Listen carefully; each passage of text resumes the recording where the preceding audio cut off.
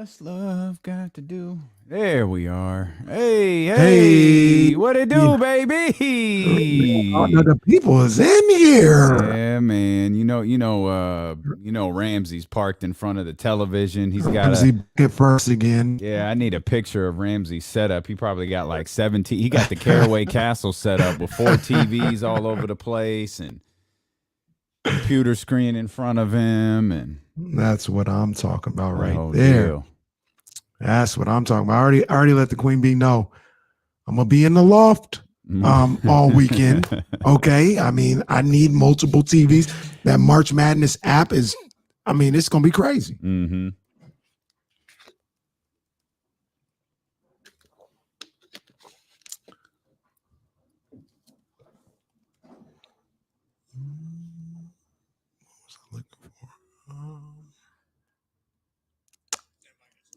Okay. Was the time already? 57. Coming early?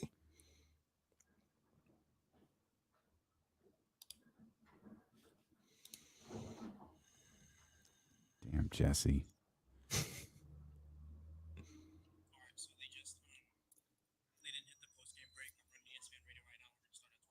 Okay. No, I shouldn't have sent that damn tweet. That's all right, baby. We here, man. Twitch is really taking its sweet little time getting us up on the app. Everybody, let's see y'all on YouTube and Periscope. What's good? What's good? Appreciate y'all for being with us, man. But Warren, what up? Twitch be on that lag, yo. Twitch be on that lag. Come on, Twitch. Do better. Come on, Twitch. Come on, Twitches. What did Kenny think of Captain America and White Soldier? Didn't even know existed. What does that even mean? Had no idea. Is that the same as Justice League? No, Justice League is a whole different thing. Yo, Benny. Rich, where you at today, Rich, baby? What's good, baby? Where you traveling across the Bible Belt? Let's see where my man's in them's. My man's in them's. Jesse said we're going to start late, man. We're going to start on time. Over, under, what are you talking about? Christopher, what's going on, baby? What's going on? I think they had a movie that came out because I've been seeing Captain America, which is the black guy who played, what's his name? What he played? I know he played Tupac in Notorious, but he's the new Captain America, I think. So I've been seeing that on my timeline. I didn't know Anthony Mackie. Anthony Mackie. That's phenomenal knowledge by Damien. Yeah, I think the movie came out. Oh, okay. Falky is Falcon. That's right. Driving back. There we go. We on Twitch. Let's go. Twitch got us up. All right, time to do a show. I'll try not to screw up today, Casey. You're good. I'll try not to mess this up.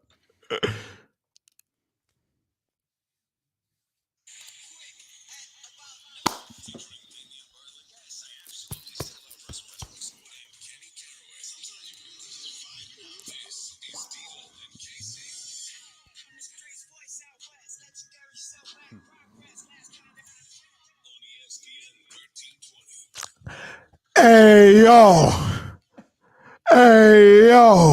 You hear the voice. Chico. You see who's driving the show today, Chico. That's right. It's me, Kenny Caraway, D-Lo and KC, here on radio.com on ESPN 1320. You can also check us out on YouTube. Type in ESPN 1320. On Twitch, type in ESPN 1320. Follow us on Twitter, D-Lo and KC, ESPN 1320 Sacramento. I am K Diddy, Damian Barling. We got all bases covered. Because the show has started. And it's me, Kenny Caraway. This is my partner, Damian Barling. And yeah, man, I'm driving the ball. Matter of fact, Damian, I just want you to talk. No. I want you to talk. No. Uh-huh. I want you to talk so the people know that you're here. Yeah, I'm here, baby. I see you looking down at the board, though. I know you want it. Just do it. Yeah. I know you want to do it. Just do it. Well, no. Just do it. There's no air horns. No? It's just this. Look at me, sure. I'm the captain now. Okay. Okay. Look at me. Look at me. I got you, partner. Don't forget though, the co-captain can sink the ship.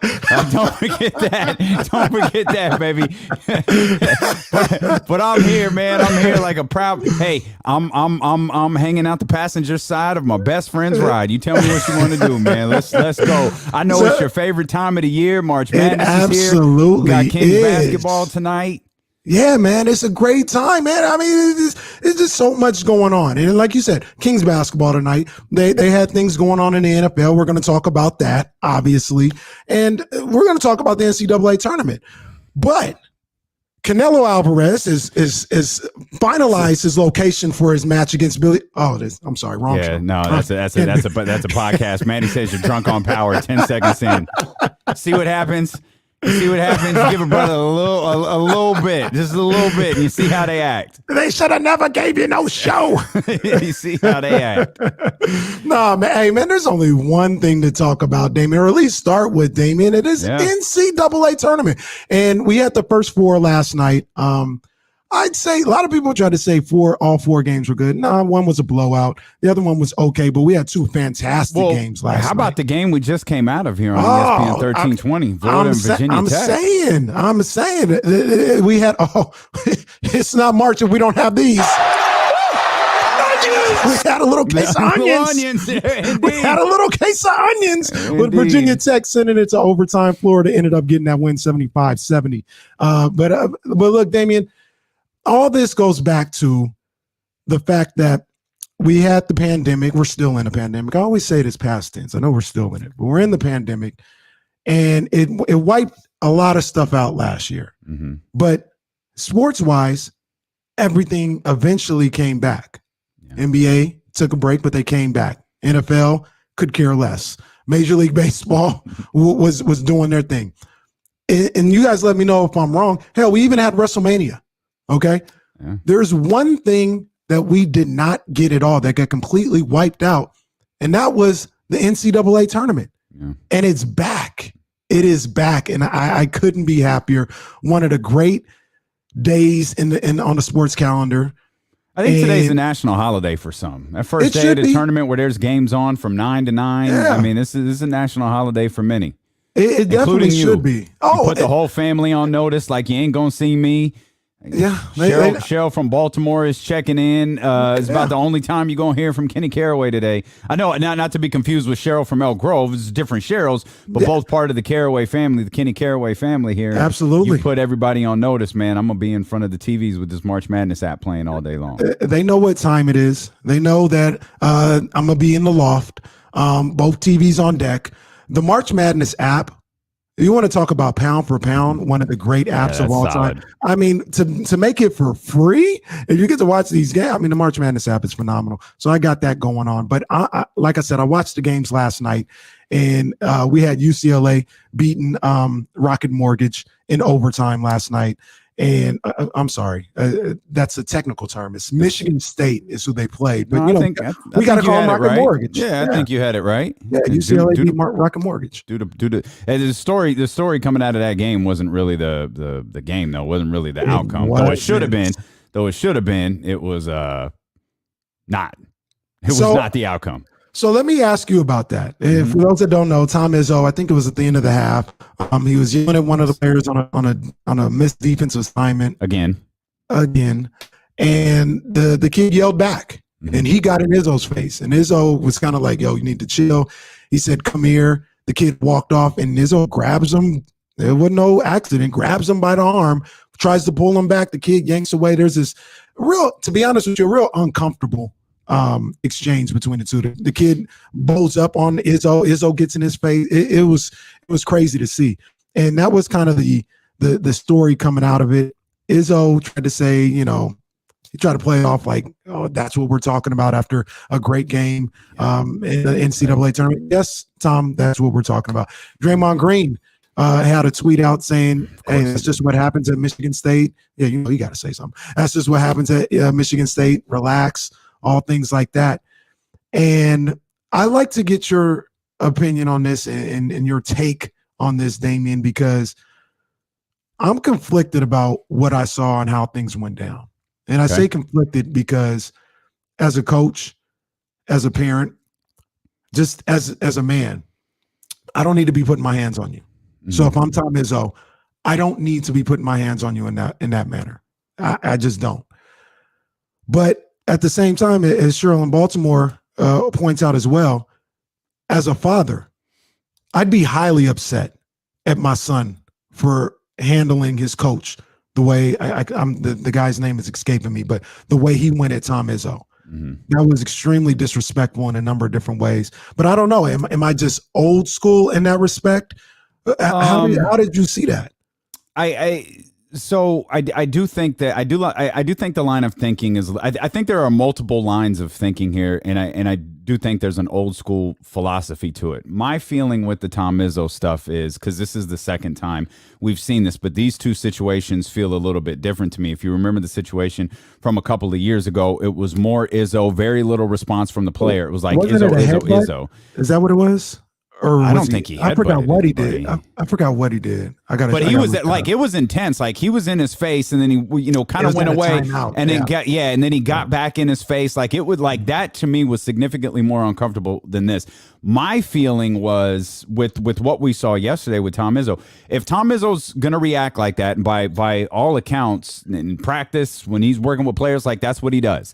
I'm not the biggest Tom Izzo fan, but I understand that's what he does. As long as the player, and I understand your line of thinking here. I'm not a parent, so I can't speak to how I would feel about my son or daughter reacting this way. But if Tom Izzo can act like that, and this is 18, 19, 20-year-old kid. It's not a 13-year-old. Mm-hmm. It's not a 12-year-old. You know what I mean? It's not an 8-year-old. Like, this is an adult by all means. Like, this is an adult here who made the decision to go away to college and play basketball for Tom Izzo. If Tom Izzo can act like that, and the player is allowed to react like that, I'm okay with it. Because my feeling with the one a couple of years ago was he got in this face, and the player, a couple of years ago was more like fall back, fall back, fall back, fall back, fall back. Meanwhile, he kept going at him. Mm-hmm. These two were like going at each other. They had there was a frustration over a missed defensive assignment that left a wide open three at the end of the buzzer. Tom Izzo was mad. He was yelling at him on the court. The young man kind of yanks his arm away. Tom Izzo tries to get him back, grabs his jersey. He keep walking. The player turns around, and he kind of pops his chest out, and they're in each other's face a little bit. All right. Draymond Green says that's a Michigan State exchange. If that's a Michigan State exchange, I'm okay with it. As long as if Tom Izzo has the right to be angry and frustrated to be in a player's face like that, as long as a player has the same freedom to react in the same exact manner, I'm okay with it. What I have a problem with, I don't like the comparisons to Bobby Knight. Like, because Bobby Knight was abusive. Bobby Knight was in it. Like, Bobby Knight, like, stepped over so many lines, putting his hands on players and doing different things like that. And back then, it's, I heard, Jay Billis use a line. I heard him say it this morning. I've heard him say it for years. He said he was having a conversation. I think it was with Coach K once. And it was something like, are we still allowed to yell at players? And it was like, yeah, it's just the difference is now the players are allowed to yell back. Yeah. As long as that's the case, I'm okay with it. And see, I don't necessarily agree with that. Now, there's two things. Don't put your hands on me, and don't be disrespectful and demean me. And we know what demean is. From what I can gather, if Tom Izzo or any coach wants to yell at a player for a missed defensive assignment, as a player, I'm aware of that. I can't come at him the same way he came at me. That I'm from a different era though, right? And I'm not the way that player yelled at Tom Izzo, that was unacceptable. That's how I look at it. That was unacceptable. Yeah, but like I said, I'm from a different era. Now, once again, the gloves were a little bit off once Izzo put his hands on him. Now I hear what you're saying. We're grown men. I'm a 20-year-old man. You're not going to put your hands on me and do all that stuff and get in my face and not expect me to get in your face. Like, that's unacceptable. And we're not talking about fighting. Like, we're not talking about fighting. We're not talking about, a 20-year-old punching a 70-year-old man. Like, that's not what we're talking about. We're talking about an exchange. You've got to be allowed to, again, it's Tom Izzo. He's emotional in the heat of a moment. Like, as long I feel like a player has the right to react. Like a players can be. We talk about like Tom Izzo. We talk about coaches having moments of frustration. Players are allowed to have moments of frustration too, whether you're a pro player or whether you're, an 18-year-old at Michigan State or a 19-year-old or a 20-year-old or you're in college or whatever the case may be. You have the right to be frustrated. You have the right to be upset that a play went wrong, and whether you missed the assignment or your teammate missed the assignment or you're just frustrated about everything that transpired. Like, you're allowed to have that. You're allowed to have that, but I've been hot at coaches in the past. Just me. In the way I was brought up, and the generation that I was brought up in, I'm not going the way he went back at Izzo. And far be it from me, I'm not defending Izzo at all. I think all that you can coach and do all that without the extras that he does. You know what I mean? He's been physical in the past, so I'm not here defending him and defending what he did once they started going up the ramp. But once again, if that was my son, and I saw him talking like that to his coach, I'd be upset with him. But that's a situation you as a father take up with your son. That's not a situation that a coach takes up with a player. No, you know what I mean? Like you as a father can be disappointed in the son. That to me has nothing to do with the exchange between the player and the coach. Those are two separate entities. And once again, I know it sounds like I'm defending Izzo. I guess maybe I am a little bit. You can defend. There's nothing. You're allowed to defend Tom Izzo. Like there's nothing. I don't think what Tom Izzo did was wrong. There was a moment, if you watch the clip again, where the kid yells back at Izzo, and you see Izzo trying to compose himself and chill, and he says, "Calm down." Like, if you look, the kid's going off, and Izzo's like, "Yo, calm down, come back here, calm down," and he doesn't do it, and that's when he grabs him. It was interesting to see. It was an interesting way to start off the tournament, but they also had some great games last night. And they've had some great games this morning, and D'Lo, Damian Barling, my partner. On the other side, when we come back, I need your Final Four prediction. Okay. I need your Final Four teams, and I'll give you mine. And we're going to discuss it all. NCAA tournament. We're going to talk about the Kings. We got to talk about them being in Boston. Audition day for Harrison Barnes. We'll talk about all that here on on D'Lo and KC on ESPN 1320, Sacramento's home for all things local sports.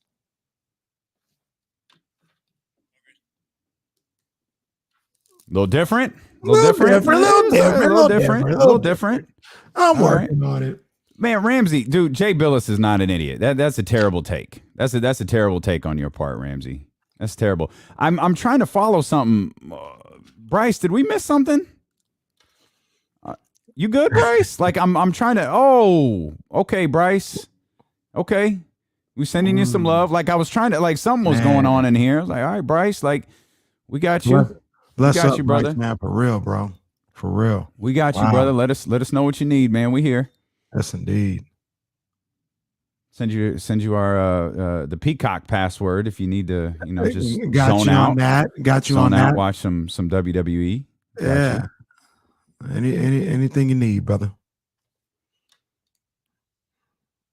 Let's see.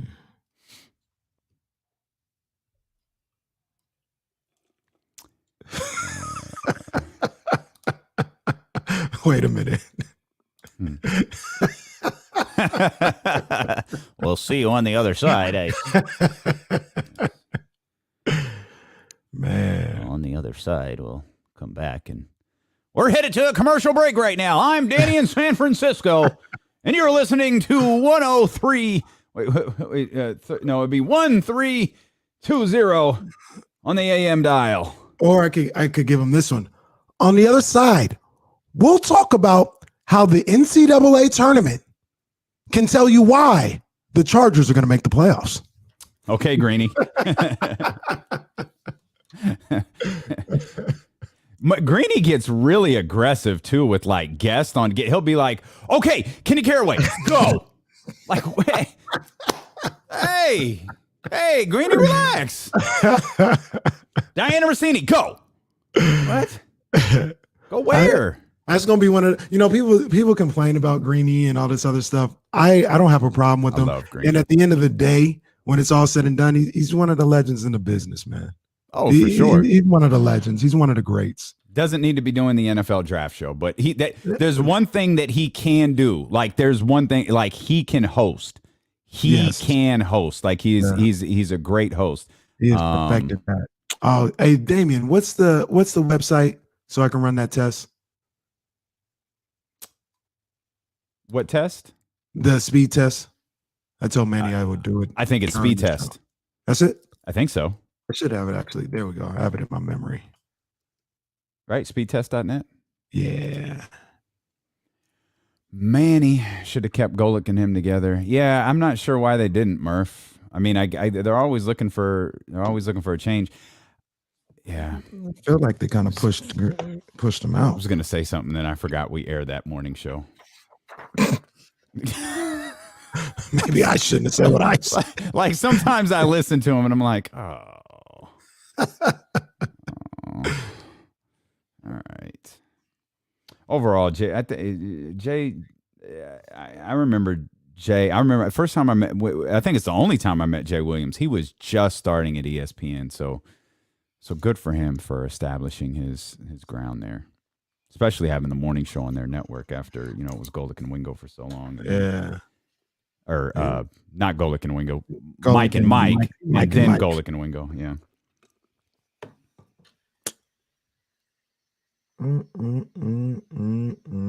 I hope Trey ends up out here. I hope he ends up in Los Angeles. I hope he ends up with Fox.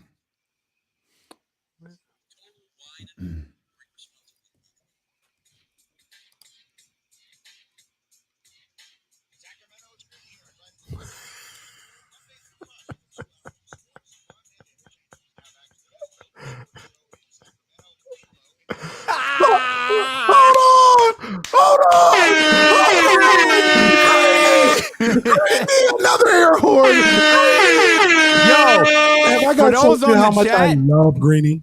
For those on the chat, we did not know that was going to play. We had no idea. For those who were watching on YouTube and Twitch, we had no idea that even existed. We just happened to be having a conversation about Mike Greenberg. Crazy. That's kind of dope. I love Mike Greenberg, boy. I tell you.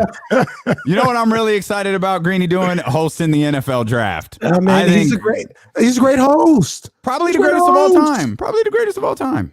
Greeny's the man. Yeah. What you want us to say?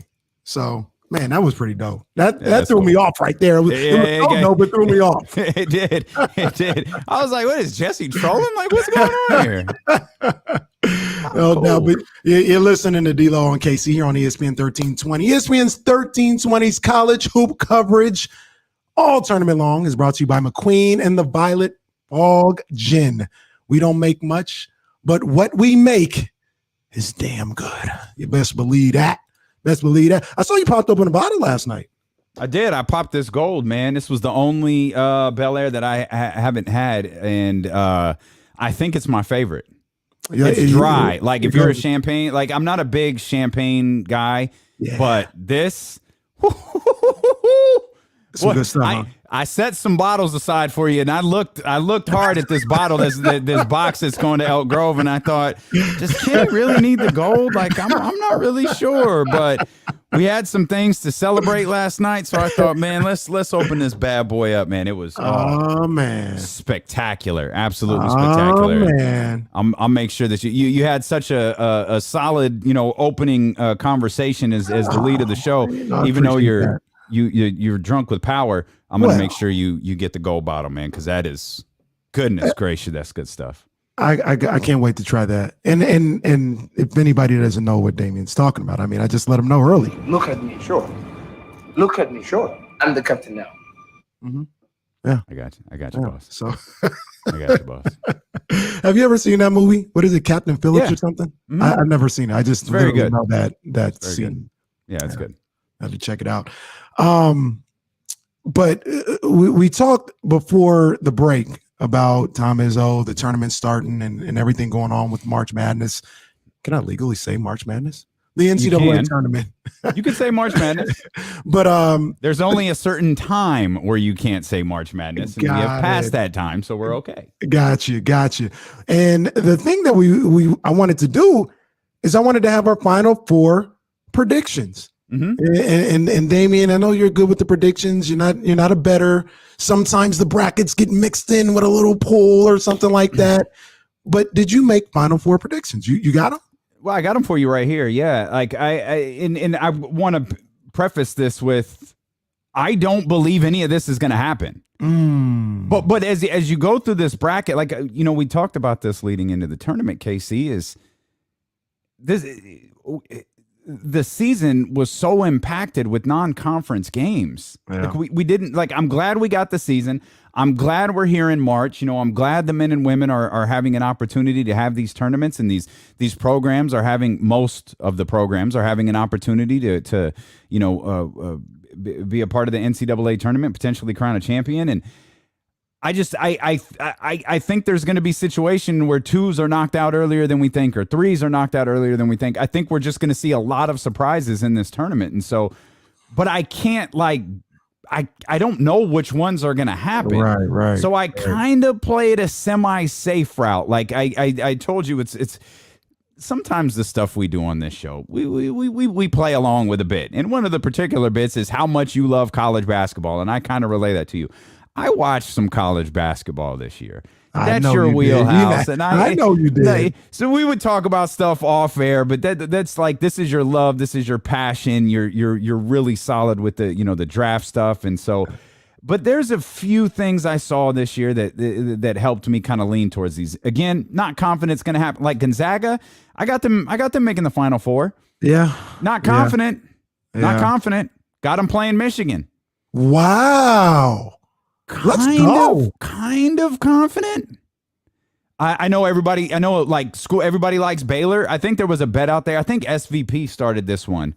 I think there was like Baylor, Gonzaga, or the field. That was your national champion selection. Baylor, Gonzaga, or the rest of the field. That's kind of crazy. I don't have Baylor making it. I'm taking Ohio State. Huh. So in one instance, you make me happy and make me proud of you. And then you just come and backhand me with an Ohio State in the Final Four? Yeah. You said Ohio State in the Final Four? Halfway. Nah, they're actually a pretty good team. They're okay. They're okay. Like they're all right. And then you know what team I genuinely do this one. I like Houston. I had a feeling you were going to say Houston. Yeah, I've watched Houston. I've watched Houston a couple of times this year. I think I even watched them. I could probably count the number of non-women's sports that I've watched on ESPN3 or the ESPN app on one hand, and I think I've watched Houston on the app like 3 or 4 times this season. They're on there a lot. They are. Well, it's because they're. It's like ESPN, the network is like dipping their toe in the water. Like, how intriguing is this team? Like, let's see what we could do here by putting them on this app. But I think Calvin Sampson's doing a hell of a job there. So they'll have to knock off Illinois to get there. I got Gonzaga, Houston, Ohio State, and Michigan. Not bad. So you got a national championship set up. I really like Houston, so I'm going to take that. My just not overthink this gut again, not believing any of this is going to happen, and maybe this is because we've spent entirely too much time together since August. I think it's Michigan, Houston, and I want to see Juwan Howard win the national title. Oh, you want to talk? So obviously, I don't love Michigan as much as I love the Kings or the Niners or the Giants, but you want to see me get hyped. Especially Michigan basketball. So we rag on myself because Michigan football just embarrasses himself all the time against Ohio State or whatever. And football is the bigger brand, right? I understand as much as I love college basketball and I say the tournament's better and all this other stuff. I understand at a school like Michigan, the football team is the brand. I get it.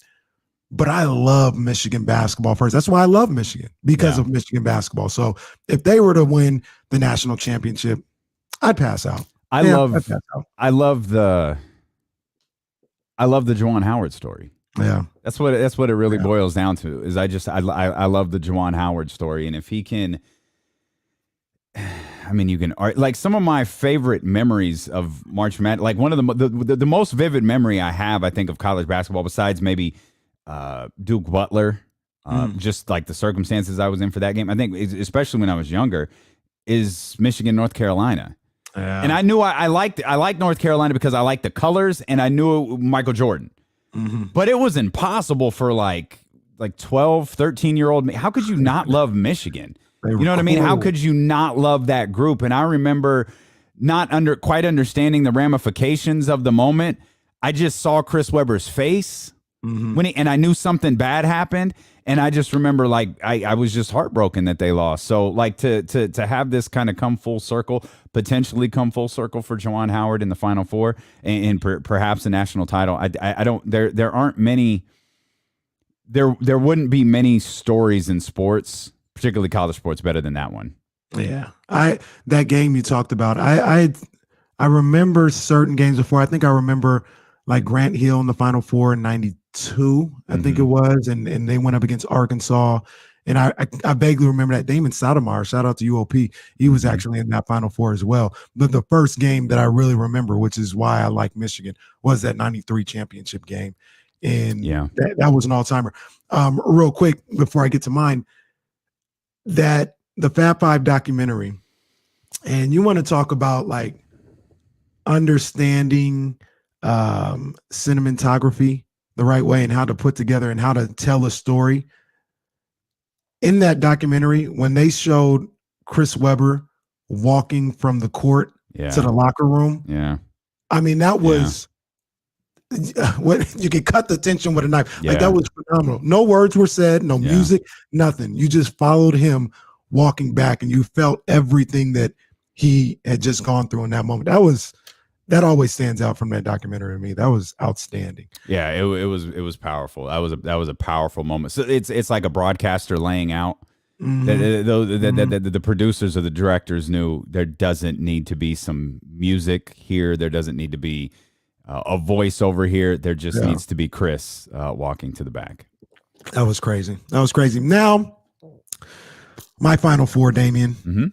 I've got it set now. I got to say in the West, I've been saying for a minute, Gonzaga's not going to make the Final Four, not going to make the Final Four. And I tried to find a reason to make that happen, but I just look at this region they have, and it's just too weak. I can't find it. In my initial bracket, in my first bracket that I made on Monday, I stretched and I said Virginia might be able to do it. I thought Oklahoma might have a chance to test them in that second round, but they lost their second leading scorer, who I don't even know if they're going to get out of the first round at this point. And there's just not much there in that region. So I got Gonzaga ultimately going to the Final Four. And in the East, the region that Michigan is in, I had this on Monday, and unfortunately I still have it. I got Texas coming out of the East. They're going to beat Michigan in the Elite Eight. If Michigan had Isaiah Livers 100% healthy, their star forward, I'd feel a lot better about the Wolverines. But they're almost like the Kings in a little respect, right? Where they obviously win, so that's not where they're like the Kings.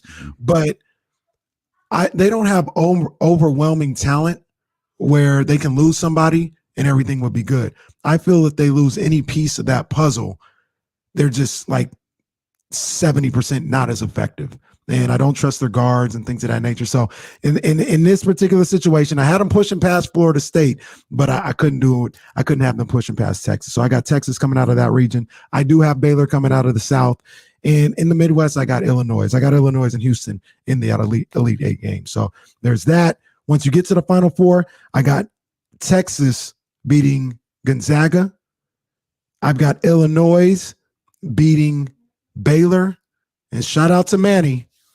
I got the Fighting Illini winning the national championship. I just love the way they're playing right now. They got it locked in right now. So, yeah, man, you guys get in the chat on YouTube, on Twitch. Let us know what your Final Four is. You can call in. Tell us our Final Four, 916-349-1320. It's March Madness Day. It's the start of the tournament. This is where you give us all your predictions or we get hyped about college basketball. I want to talk about the Kings, but I do want to ask you one other thing.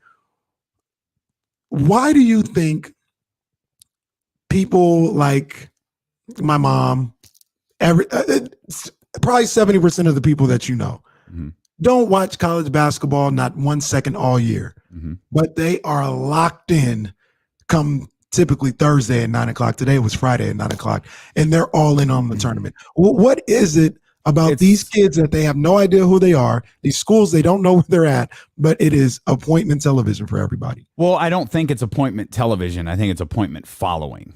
And I think it's because of the bracket. It's similar to fantasy football. Like fantasy football has springboarded the popularity of the National Football League. Mm-hmm. And I think that's ultimately what the bracket does for the NCAA tournament. And I think that's the reason why, I joked, with all of these bracket pools going on in offices or virtual offices across the country.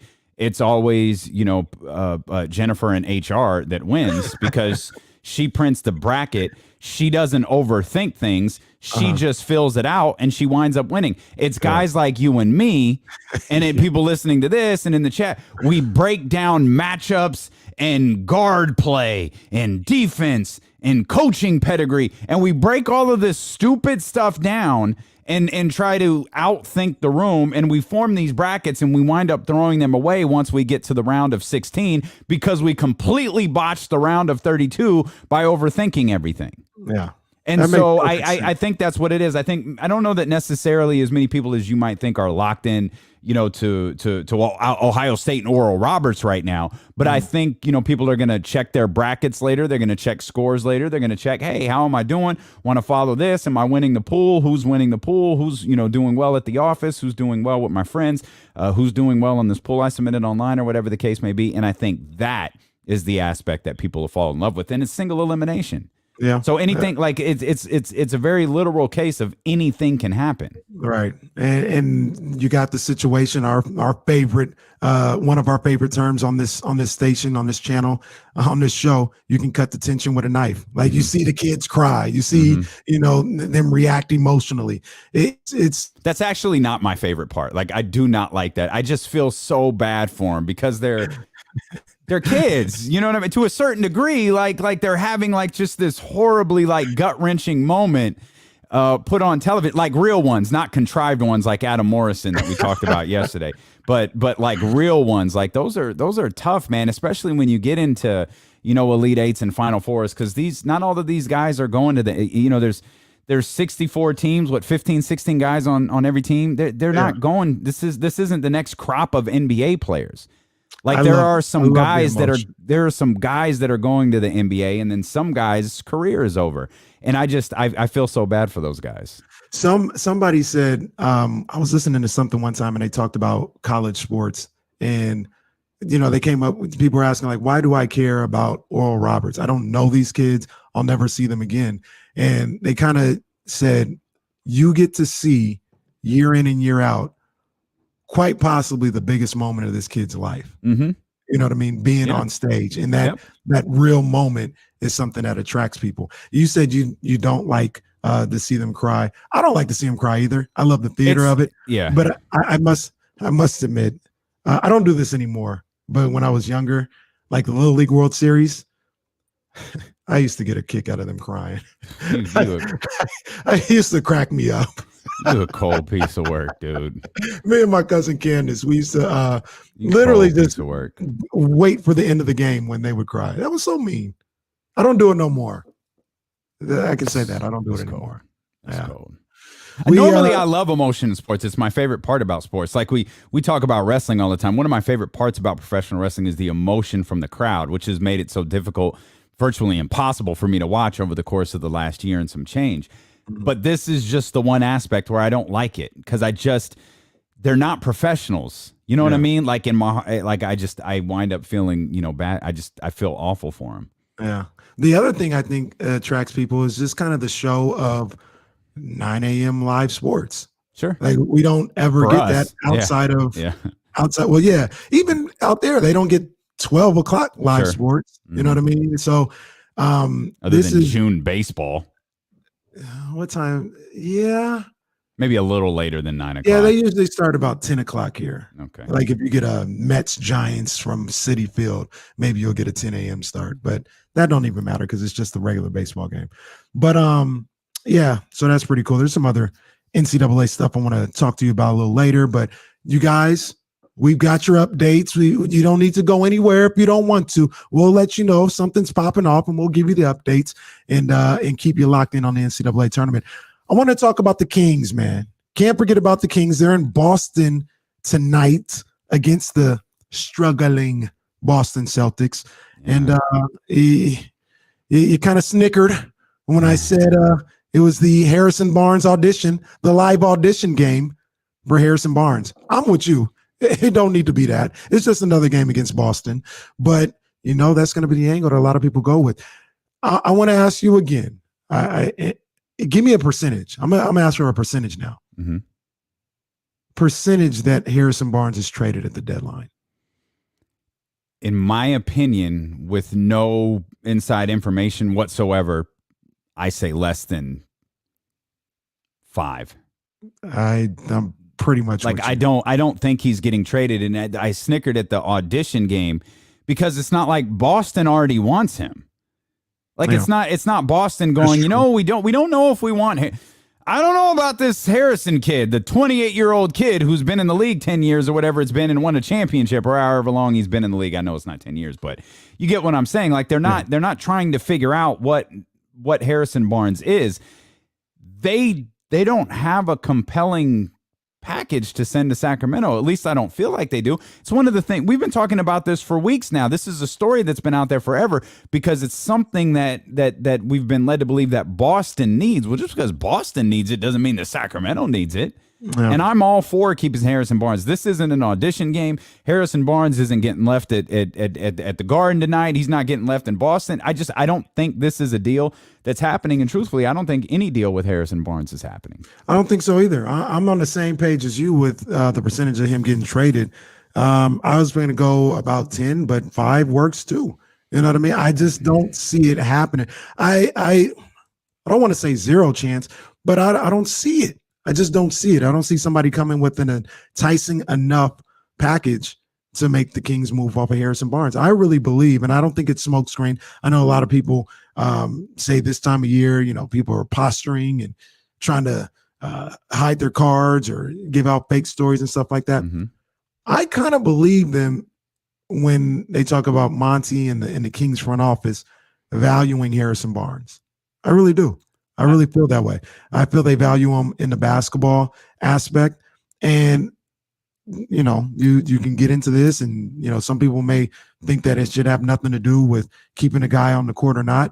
But I think Vivek really values him as a face of the franchise. Like if you think back, Harrison's at all the stuff, the voting thing, he was there. When they had the march, Vivek was right next to Harrison Barnes. And that's Harrison. Yeah, like that's him as a person. Yeah. Like that's right.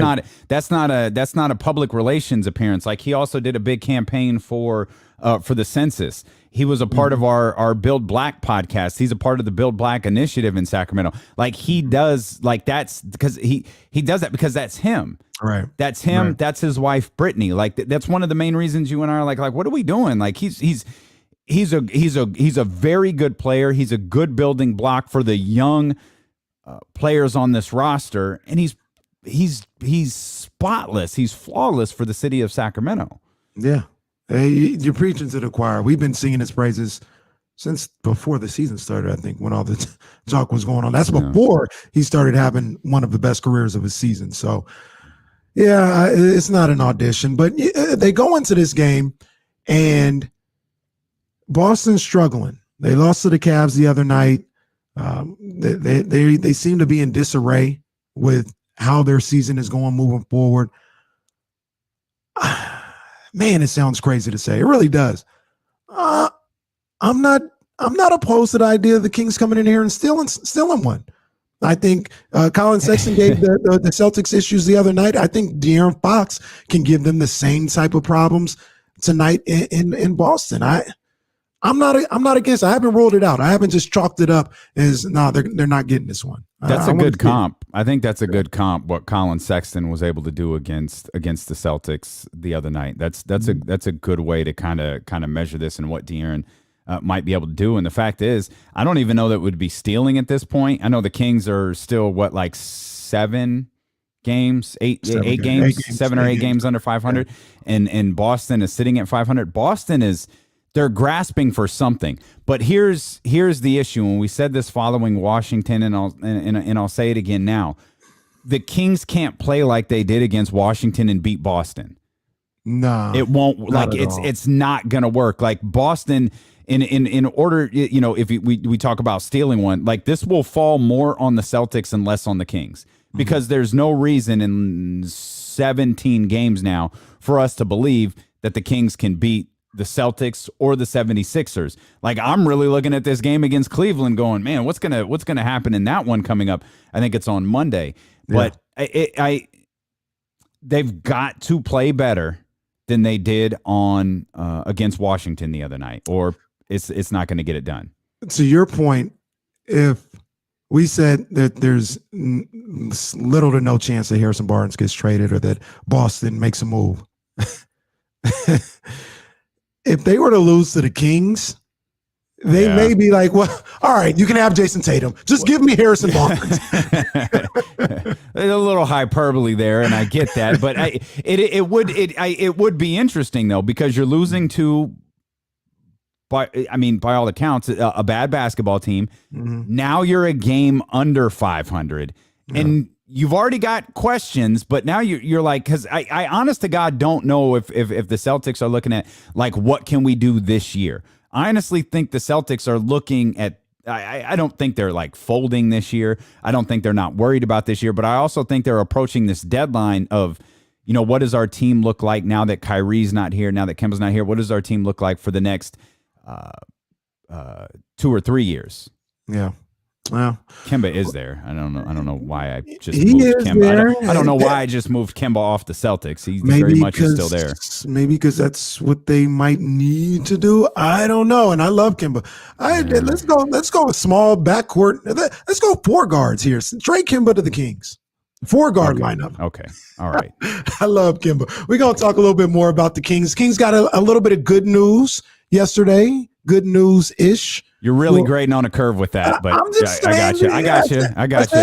I said ish. So we'll talk about that. And then, Damian, I have a special date in Kings history tonight. Okay. Today. Okay. I'm going to bring it to you and everybody else on the other side.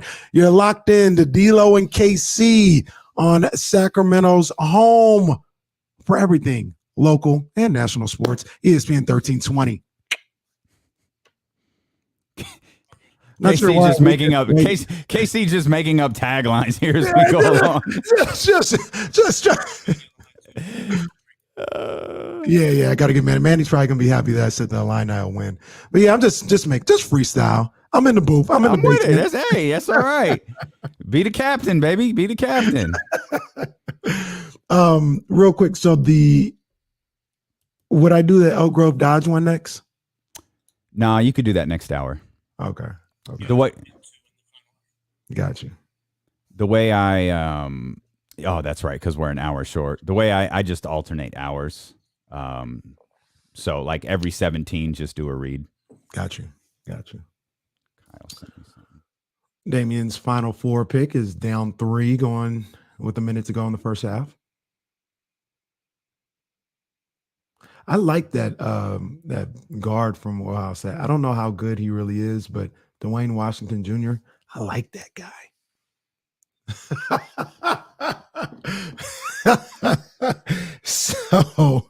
So I got hecklers here in the house.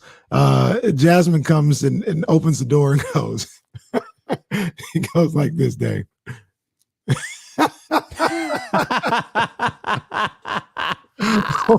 What a jerk. I don't think Kenny said cinnamon, by the way, just to be clear. I didn't say cinnamon. It gets crazy. It gets crazy. Cinema talk. You said it in a way where like, I'm very confident. I'm very, very confident Kenny didn't say cinnamon. That was funny. I was like, because I would have clowned his ass if he said cinematography. So I saw James talking about cinnamon. I was like, where is he talking about cinnamon from? And then I thought about what I said. He said cinematography. Didn't say cinnamon. Cinematography. It was.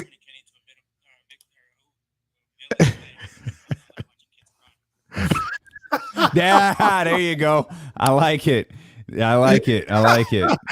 I used to wait for that. I used to wait for that final out of the Little League World Series. Manny, we got you next, baby. We got you next, Manny. Kids just bawling.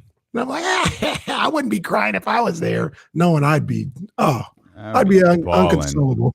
Yeah, I'd be balling. I think I cried when my little league season ended and we weren't in the World Series. We got annihilated by some team in the TOC. It was terrible.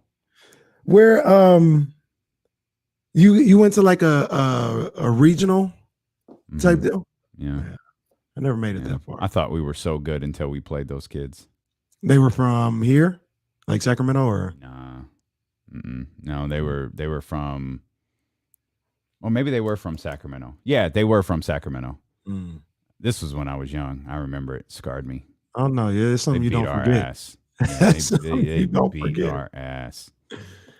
So I really thought we were good. Reese had his first practice the other day of this new season, and they tried him out as a pitcher, and I was like, oh boy. Oh boy.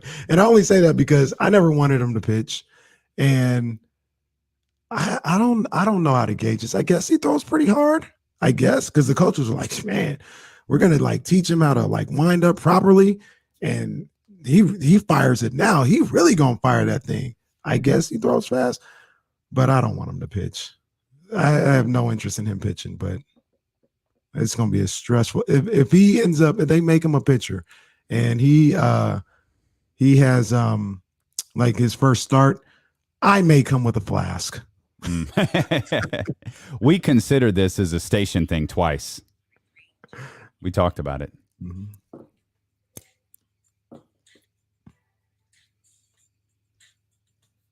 Hey.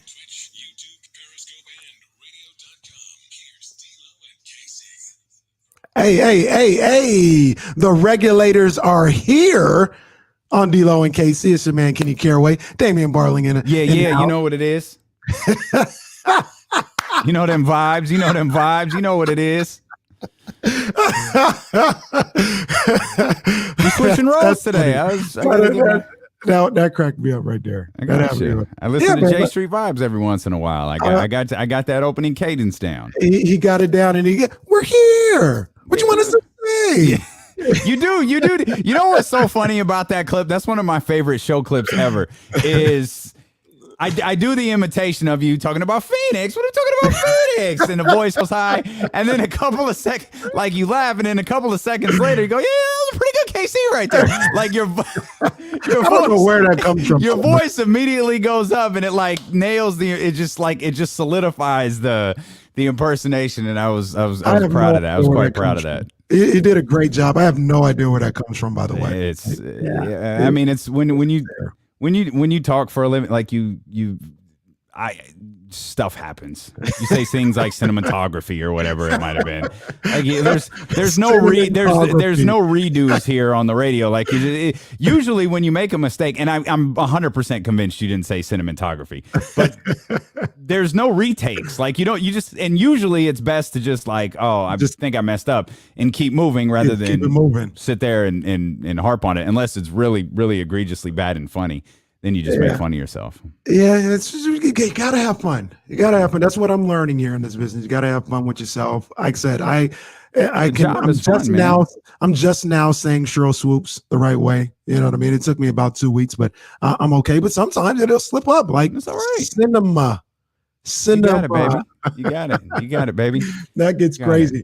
But yeah, man, we're here. It is Friday. It is the start of March Madness. March Madness is back. The NCAA tournament is back.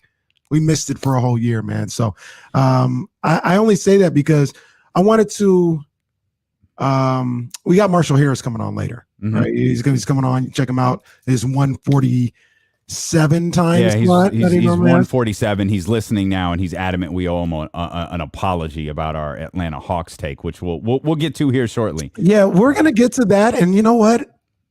He may be right. He may be right. You see what these boys are doing? He may be right. You know what's wild about that? About the Atlanta Hawks? Did they overhaul their roster? They did overhaul their roster. Did they overhaul their roster in the last couple of weeks when they started winning games? Now? Yeah, now. No. They didn't. They just so what happened? Well, they got a new coach. That's one. So they excuse me. got a new coach. I'm They got one of their injured players back. Oh. And let's be real. As much as I did not think they were going to make the playoffs, they have a better roster than the Kings. That goes without. I mean, that's not even close. They go 10 deep. But they've won 7 straight. So they won games when Lloyd Pierce was the coach, or no? They were losing. Oh, but Nate McMillan took over, and they've won 7 straight. I'm sure that's a coincidence. I'm sure it's a coincidence that a new coach can come in and kind of fix some things that are a little bit off. I don't even know why I'm bringing it up. Like, what's that even got to do with anything? I don't even know. Like, I don't even have anything to do with anything. I just feel like I should point out a team that was underachieving, changed coaches, and magically they're better. Yeah. I mean, it happened. I'm not here to sit up here and say like, yo, Luke Walton should be the forever coach. Not saying that. Now, I will also say this. They won 7 straight, correct? They won 7 straight, yep. You know who they played in those 7 games? I don't care. They're 7-0. They beat Miami. That was a good win. Okay. They at Miami. That was a win. You can minimize this all you want to. They've won 7 games straight since they changed head coaches. They beat Orlando. They beat Toronto. They beat the Kings. They beat the Cavs. They beat the Rockets. And they beat the Thunder. We got 1, 2, 3, 4 of our bottom 5 teams in the league in that stretch. 7 straight wins. The schedule. Let me ask you a question here. You think the Kings are winning those 7 straight games? I don't think they're winning 7 straight games. No. Okay. No. Yeah. Hey, Captain Caraway, you gonna leave Manny on hold forever? Like, you want to see how long we can leave Manny on hold? Or let's not. Let's get to Manny right now. Now, see, this is a part that I did not work on. I got you right there. We're there. Okay. Co-captain. I got you. All right. We got Manny in the building. Manny, what's going on with you, baby? What's good, baby? Hotline sponsored by Hey man, we're taking care of one Luke at a time, man. What's going on, man? What you got going on today, man? Did you hear what I said? Did you hear who I have won the national championship? I did, and I love you for that. They looked amazing. They started off a little rocky today, just trying to get started off, but that inside-outside game they got is. Man, I can't remember the big man's name right now, but that dude, man, he's the real deal down low. He tries to dunk on every single person possible in that place. Man, they're tough, man. They're playing good basketball. They're playing good basketball at the right time. It's what it is. It's my favorite time of the year, man. I'm usually taking days off. I'm trying to kick somebody out of the house, but that usually doesn't work out as well. I think you guys touched on it, but that's the thing. It's like you watching kids. None of these kids are making money that we know of, right? And most of these kids, 90% of these kids will not play a game in front of these kind of crowds ever again, as far as the regular crowds. This is literally their one shining moment, just like the song. This is their shining moment, and they leave everything out there. There's nothing else out there but them, their teammates, their coach, trying to get to that one game. It's amazing, dude. That's 100% why. One of the reasons why we love tournament time. I love it. I love it. This is Christmas in March. This is Christmas, birthday, everything. This is everything wrapped up in one. Let's go, Fighting Illini. Okay, let's calm down. Let's calm down. Yeah, all right. Let's relax. I'm not saying let's go Fighting Illini. Let's relax. Yeah, this is the 4th time, by the way, they've been the number 1 seed. They were also the number 1 seed in 2005, 2001, and 1989. They reached the Final Four 2 of those previous 3 times. I wonder, when was you said 4 times? When was the other time? This is the 4th. This is the 4th this year. 2005. That's D. 2001. Brown, Williams. 2001. I wonder who that is. And 1989. Oh, you're gonna have to. JT, can you do me a favor? See who's on that 2001 Illinois roster. That's gonna bother me. Because we're sitting on the edge of our seats. Yeah, 89. That was Nick Anderson. I remember that one. Well, I don't remember it, but I know that was Nick Anderson. So we got. Let me get back to the Kings real quick, because we will talk to Marshall about the Hawks and the Kings and everything else like that. Oh, and that reminds me. No, we'll get back to the Kings in a second. That reminds me. I wanted to Barry Horowitz, pat myself on the back, promote myself a little bit. Okay. If you guys want to see your boy over the weekend, I'm gonna be out here. Not, let me get my Razor Ramon voice, my Scott Hall. Not just Friday, Chico. Not just Saturday, Chico. Not Sunday, but Monday as well. You can catch me with Marshall Harris and my main man, Coach Katz. After the final game on CBS 13, they got special editions of Sports Sunday, and we're going to be doing Coach and KC. We're about, the first 15 minutes of the show, breaking down some of the things that have gone on that day in the tournament. And we're going to be there Friday tonight at 9-ish. So, set it for 9. Saturday at 9. Sundays at 4. And we're going again Monday at 9. So you can check me out with Marshall Harris and my main man, Coach Katz, for the next 4 days on CBS 13. That's good Sports stuff. Sunday. Yeah, man. A little late for me. I'll set the DVR. I'll watch it the next morning. I'm with that. I appreciate that. But I wanted to get to that, but I also wanted to talk about the Kings and Brian West. He's in the chat, our guy. And he says, wait a minute, we're minimizing the Hawks 7-game win streak, but we consider the Kings 7-game win streak as evidence that they could really still be okay. Not necessarily. I said when this was brought up that we probably do owe Marshall an apology. The Hawks are playing good basketball. I'm apologizing to Marshall. It's adorable. Yeah, I'm not doing that. I'm not going to do that. Acknowledgement. Is that better? We'll acknowledge that the team is playing well now that they've changed coaches. Absolutely. They are absolutely playing well. I still don't like them, to be clear. I still don't like this Hawks team. But I think they're going to make the playoffs. No, I didn't. No, I agree. Yeah. I think they're going to make the playoffs too. I still don't like them. Like, what was that the goal? Was that the goal for the Atlanta Hawks? Like, hey, let's spend all of this money on these seemingly random players and just make the playoffs. Yeah, I think that like was the this goal. year and next year and the year after. Like, hey, and maybe it is. Hell, I'll take it. Like, I'm ranting on the radio for it. If we're just a playoff team, like I'd take it. Yeah, I'd take it. But I still don't love the roster. It just felt like a.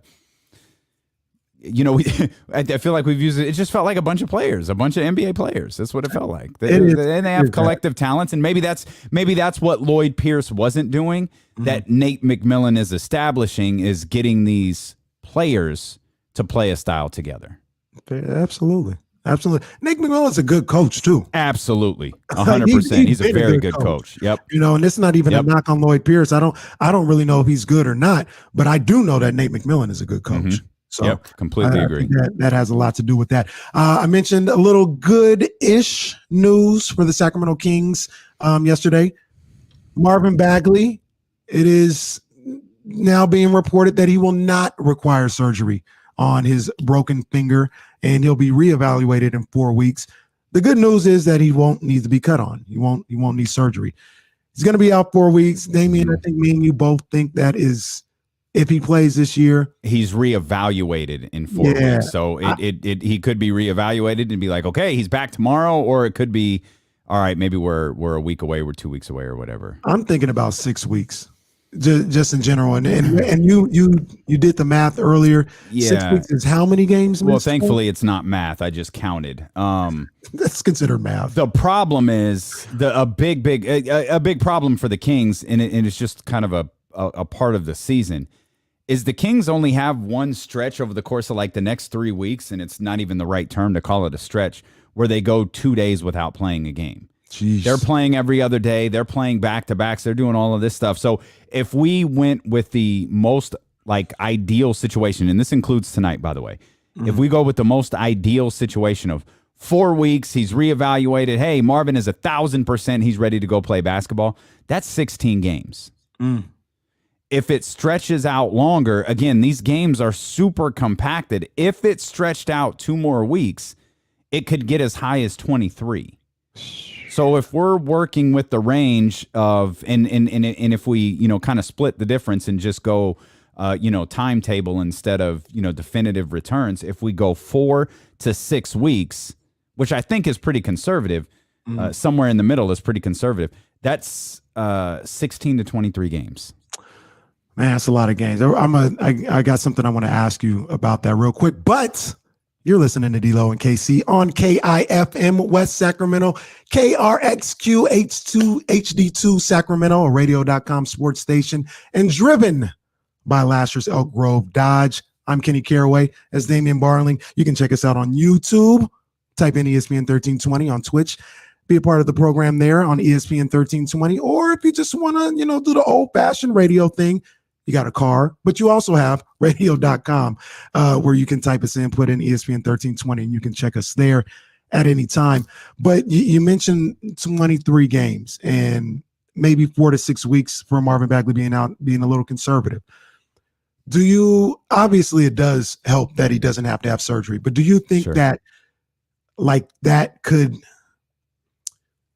4 to 6 weeks maybe isn't as conservative because he doesn't have to have surgery? Like that's a very realistic timeline to say 4 to 6 weeks, because it's at that point, if everything's healed, it's kind of a pain threshold thing, if anything, right there, and feeling comfortable. So the difficulties with that, because a lot of times we think, okay, it's non-surgical. Whew. Okay, we're just talking about healing. But the difficulties with non-surgical stuff, and that's why it's in 4 weeks you're being reevaluated, is you don't really know what's going to happen in those 4 weeks. You don't know how the body's going to respond to treatment. So for me, sometimes there are some scenarios where, sorry to phrase it like this, but like a clean break is better. Yeah. Like think about, and I know this is the most extreme of extreme circumstances, but think about Karis LeVert. That was a break, and that was a bad break, but it was clean. And guess what? He was back playing that season. With breaks, generally you have when in surgeries and you're going in and fixing things, generally you have like a definitive timeline. It's pretty definitive unless something goes terribly wrong. When it comes to, okay, like let's let it heal on its own, sometimes that can get rockier, because you could be 2.5 weeks into this thing. You could be 3 weeks into this thing, and you could be like, the hand's not responding. He can't move, his ring finger and his pinky finger. He can't move it, or his ring finger and his pointer finger. Like he can't move like, his hands the way that he's supposed to. He can't make a fist. But you won't know that for a couple of weeks. Right. And so that's where the dangers of, okay, thank God it's not surgery, we're just going to let it heal. That's where the dangers of just let it heal come in, is you don't know how it's going to heal. Maybe somebody in the chat, maybe JT, maybe you, Damian, could help me out with this. Did he have surgery on his thumb last year? Or was that the Phoenix play? No, I think he did have. Jesse, look that up to be sure. I'm sure the chat will be all over it. I feel like he did have surgery. Okay, and I say that because that was a long process. I think that was closer to like 6 to 8 weeks. Yeah, and that would make sense if he had surgery, but and we'll get confirmation on that. And the great call from Polka Pro Eric here on the chat is, everybody heals differently. Like all of the, people's bodies respond differently, and it has a lot to do with, the type of treatment that you're getting in different things like that. So and I get one way it's encouraging, but in another way it's like, oh man, you just hope things go well along the way.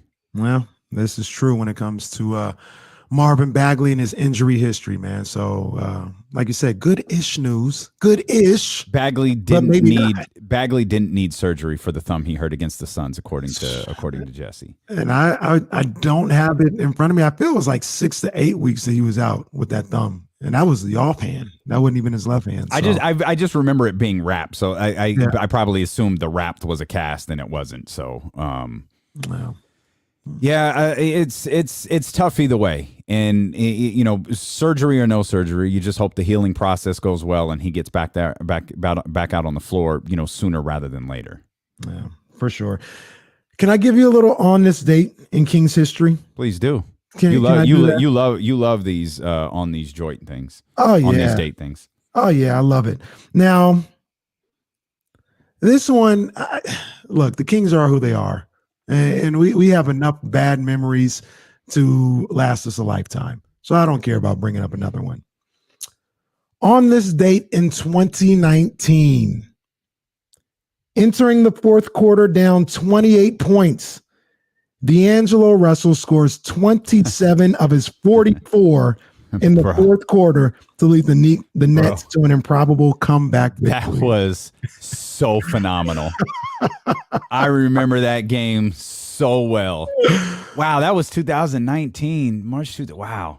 I was there. That was spectacular. I was in the building watching that meltdown go down. And I'm not going to remember March 19th, but I'm going to remember that game. D'Angelo Russell, yeah. I'm going to remember that game forever. Let me ask you a question here and ask people in the chat and everything like that. That's worse than the Hornets game, right? Yeah. Yeah. It's worse. They I think it's worse. The fourth down 28. It was so bad. Like it was, and it felt like you were being beaten by one person. Like it was D'Angelo and nobody else. Now, I'm not stalling out the. And the wild part is too, D'Angelo put up some trash. Like his first couple of shots of the foot were absolute trash, and then he got hot, and like one went in, and then once one went in, it was over. Bruh, I'm not stalling out the Kings by no means in that situation. Dave Yeager was the coach then, by the way. Everybody that loves Dave Yeager, he was the coach. He blew a 20. Dude, calm down, bro. Calm down. I'm not stalling nobody out on the Kings, but I had never seen nothing like what D'Angelo Russell did. Like what he did in that fourth quarter. I'll put it to you like this. I've never seen anything better. Like that was amazing. The way he was just, he was hitting shots and they weren't hitting the rim. And he was hitting them from everywhere. And he was getting to the bucket. He was hitting threes off screens by himself. It was unreal to watch that. It was incredible. I'll never forget that, Damian.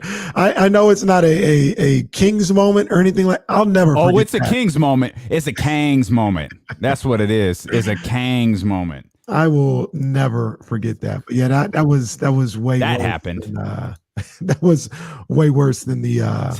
That's where we are, folks.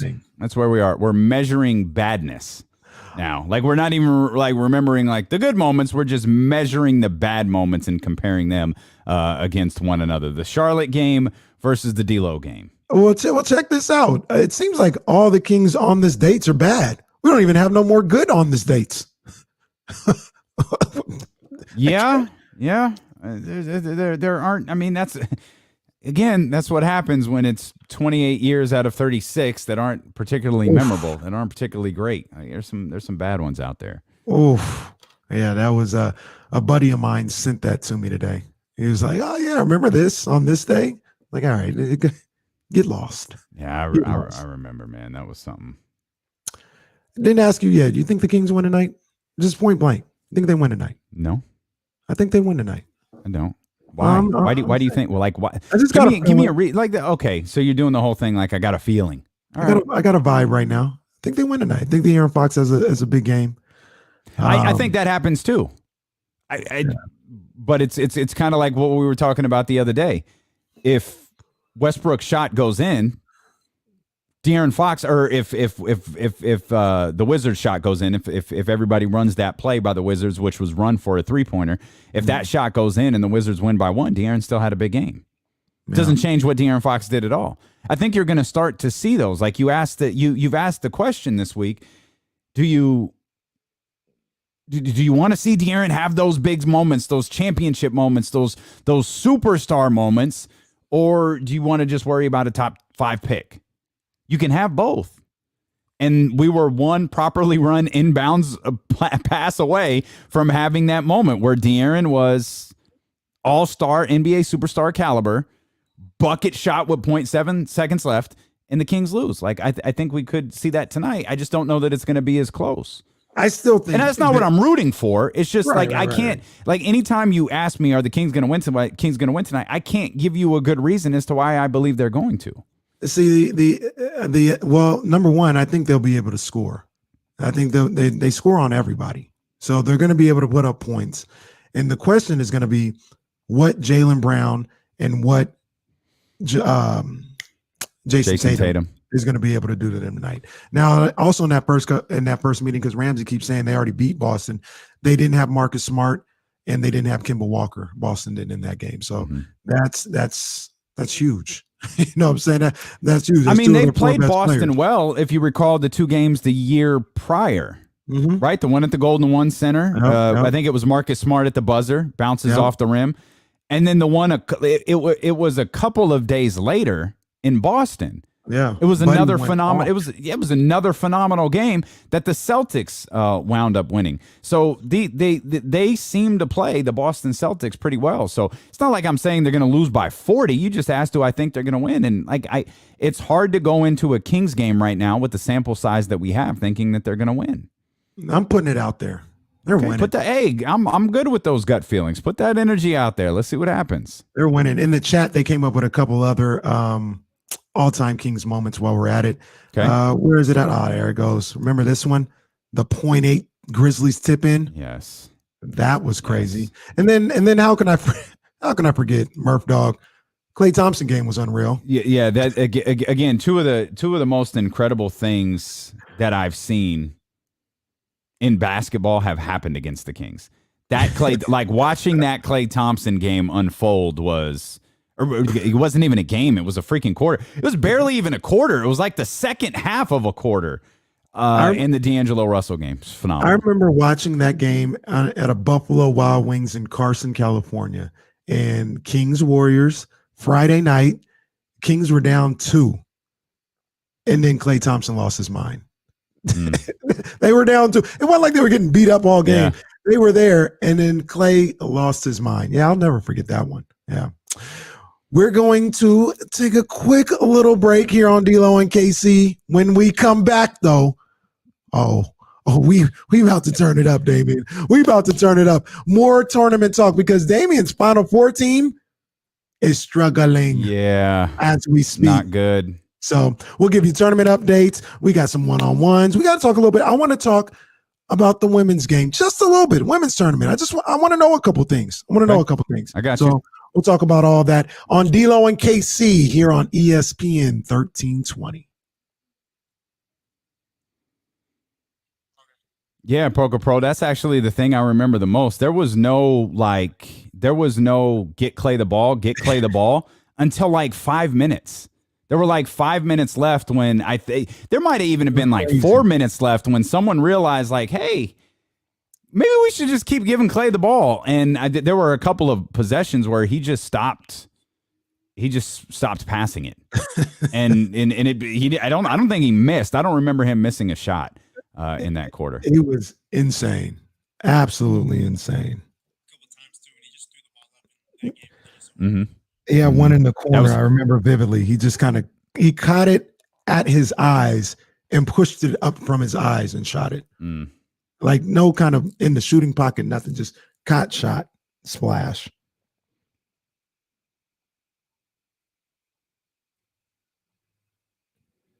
AD Green. Ryan Finley to the Texans, huh? Oh, Ryan Finley. Did you see that tweet? Did you see the cinnamon tweet?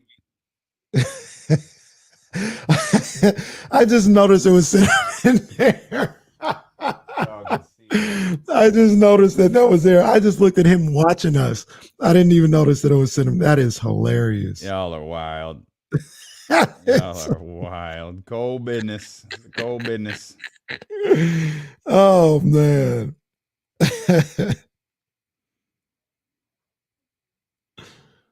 Who has an empty container of cinnamon? T Green, like, why do you have an empty thing of cinnamon sitting around the house? That's the real question. That's the real question. I mean, I got cinnamon, but it ain't like, did you just happen to run out this morning and you thought, oh, I got the perfect way to repurpose this.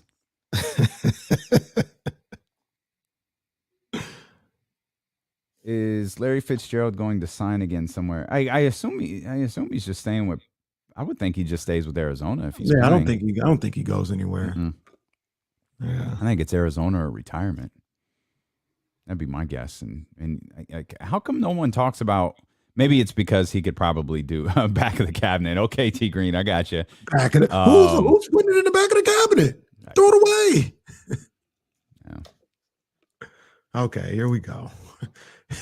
Here we go. All right, we're not flipping houses. It's not flip or flop here today on D-Lo Kids.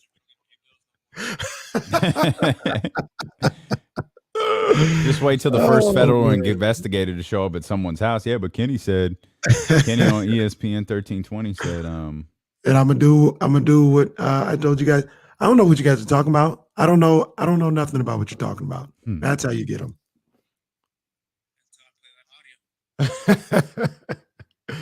Can you prove that to me? Jesse will blow the whistle. Yeah. Except when you remember we've got a YouTube stream. Jesse will be like, yeah. I've got the audio. I've got the video. He'll be like, man, what's his name? 6ix9ine. Telling on everybody. Jesse will be the new telling on everybody meme. Pointing at him. Do you see the individual in the courtroom? Yep, he right there. That's him. It's the madness, huh? Oh. Hit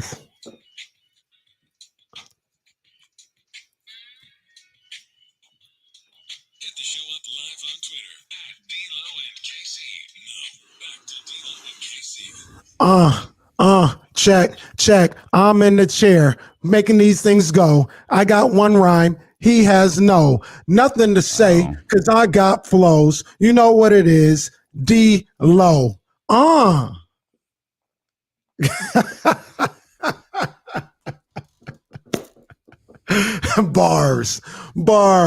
White dude rhymes. You got white dude rhymes. As you can see, I'm driving the show because Dame did that. So hopefully I didn't have to go through that. Is that how that works? I'm trying to incorporate you. I'm trying to figure out what you just said. Dame did that. He drove the show before. So hopefully I won't have to go through that. Remember, Hope said Hope did that, so hopefully you won't have to go through that. If you have to explain it, it didn't work. That's all right. Hey, you're doing good, man. Let's just focus on that, man. You're doing good. You're doing good. Leland got it right on the chat. K to the Izzo, C to the Izzy. That is correct.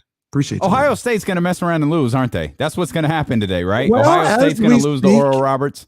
The Buckeyes down 45-42 with about 14 minutes to go in the second half. They're still good. I told you stuff like this was going to happen today. I didn't really plan on it being Ohio State, but I knew this is going to happen. Going to happen. We're seeing out of conference games for the first time all year. This is going to happen today. If Oral Roberts can do this tomorrow, if they can do this, it's that time of year, baby. It's that time. Yes, indeed. It's that time of year. So I wanted to ask you, we had our men's bracket. First of all, your bracket, for the people who missed it already, your Final Four is Gonzaga, Michigan, shout out to you, Ohio State, and Houston. I love that Houston pick. I really do love that Houston pick. I personally have Gonzaga, Texas, Baylor, and Illinois. I got Illinois beating Texas in the national championship. A lot of people like Texas. I've watched every team that I picked to put in the Final Four. I haven't watched Texas this year at all. I know very little about them. They got some skilled. I just know people really like them. Players. Yeah, they got some skilled ball players. I like what they bring to the table. I'm going more so, and this is what happens this time of year. Shaka Smart. Like I believe in Shaka Smart, and I believe in what he's able to do in the tournament. Now, maybe he had a different type of team or whatever the case may be when he was at BCU, but I just think he's built, and his teams are traditionally built for a tournament run. And I think Texas is going to go for the tournament run. Okay. So there's that. I wanted to ask you though, the women's tournament. So with me, I know I love watching women's basketball, but with the tournament, I don't really tap in until about the Sweet 16 because these round one games, boy, oh boy, they can get crazy. Like UConn, what they winning by 50? First They round, winning by 50 in the could first be. round. They could be. Yeah, for sure. Even without Gino, they could be. So I wanted to ask you, do you see anybody that can challenge UConn this year and they could beat them? Obviously, my pick is Don Staley in South Carolina. I love Don Staley. I love that program. I think they might have the best chance. Yeah, UConn might not even get out of their bracket, or out of their region. Like UConn is good, but they're not that UConn team.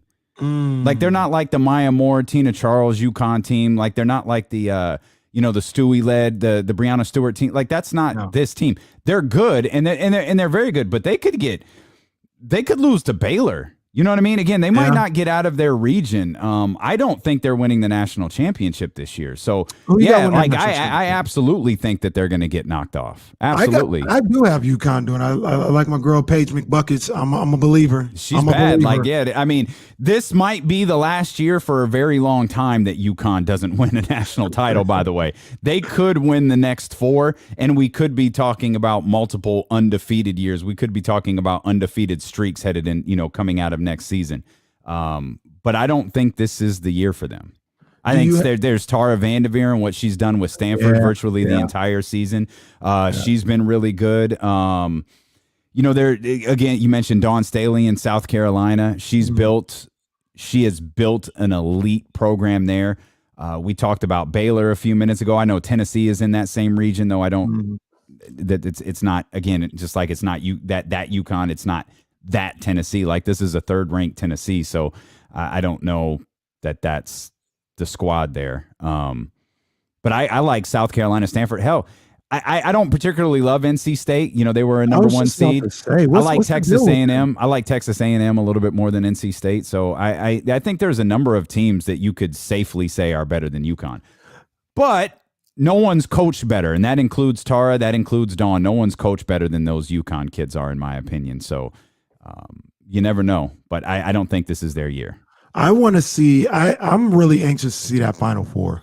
I'm really anxious to see that. Well, the possible. They might not Final be Four. in it. They legit might not be in it. I think they've been to 12 straight, if I remember correctly. 12 straight Final Fours. 12 straight. They might not be in it this year. Wow. Because they got a tough region. Well, I'm looking at the region right now. Baylor, and Tennessee. That's the one. Mm-hmm. Kentucky, even Elsie, my girl Elsie in the Kentucky Wildcats. I know a lot of you don't follow women's basketball super closely, but keep an eye out. Like it could be. I don't know if it's going to be as fun, particularly the first couple of days, but once you hit that Sweet 16, I think that's it's going to be legit. Yeah, it's going to be super legit. They got a lot of good teams there, and that stuff that happened that stuff that happened with the weight room and the food is such trash. And like the NCAA should be ashamed of themselves, and the fact that they came out today and were like, obviously it was an error on our part. Like, are you kidding? Like it took all of those WNBA players. It took a viral video. It took Steph Curry. It took all of those NBA guys to point this out for you to come forward. Like I want someone to explain to me how they went into a meeting and said, this is the right thing to do. I want to be in the meeting where they said, this is the setup that the top women's basketball programs in our country need. This is the food that the top professional athletes or the top collegiate athletes in our country need. Like, I want to be in that meeting where you would, the issue isn't what it looks like now. The issue is, hey, we're going to fix this. We're going to get it all corrected by the end of the day. Why did it have to get this far? Like, how did you think this was okay? That was literally a joke. Like, that was a joke to sit up there and have that for a weight room or anything like that. And then they come out initially, oh no, it's not money, it's a space thing. And then the female player shows basically a whole auditorium full of space. It's absurd, man. It's embarrassing. Absurd. The NCAA is trash. It's trash. That's ridiculous. And I talk about all the time how much I love college basketball. I love the tournament and all this other stuff. The NCAA is trash. And they're about to, I don't know if it's going to go away. That reckoning is coming, man. That reckoning is coming. I was about to say, it's not long.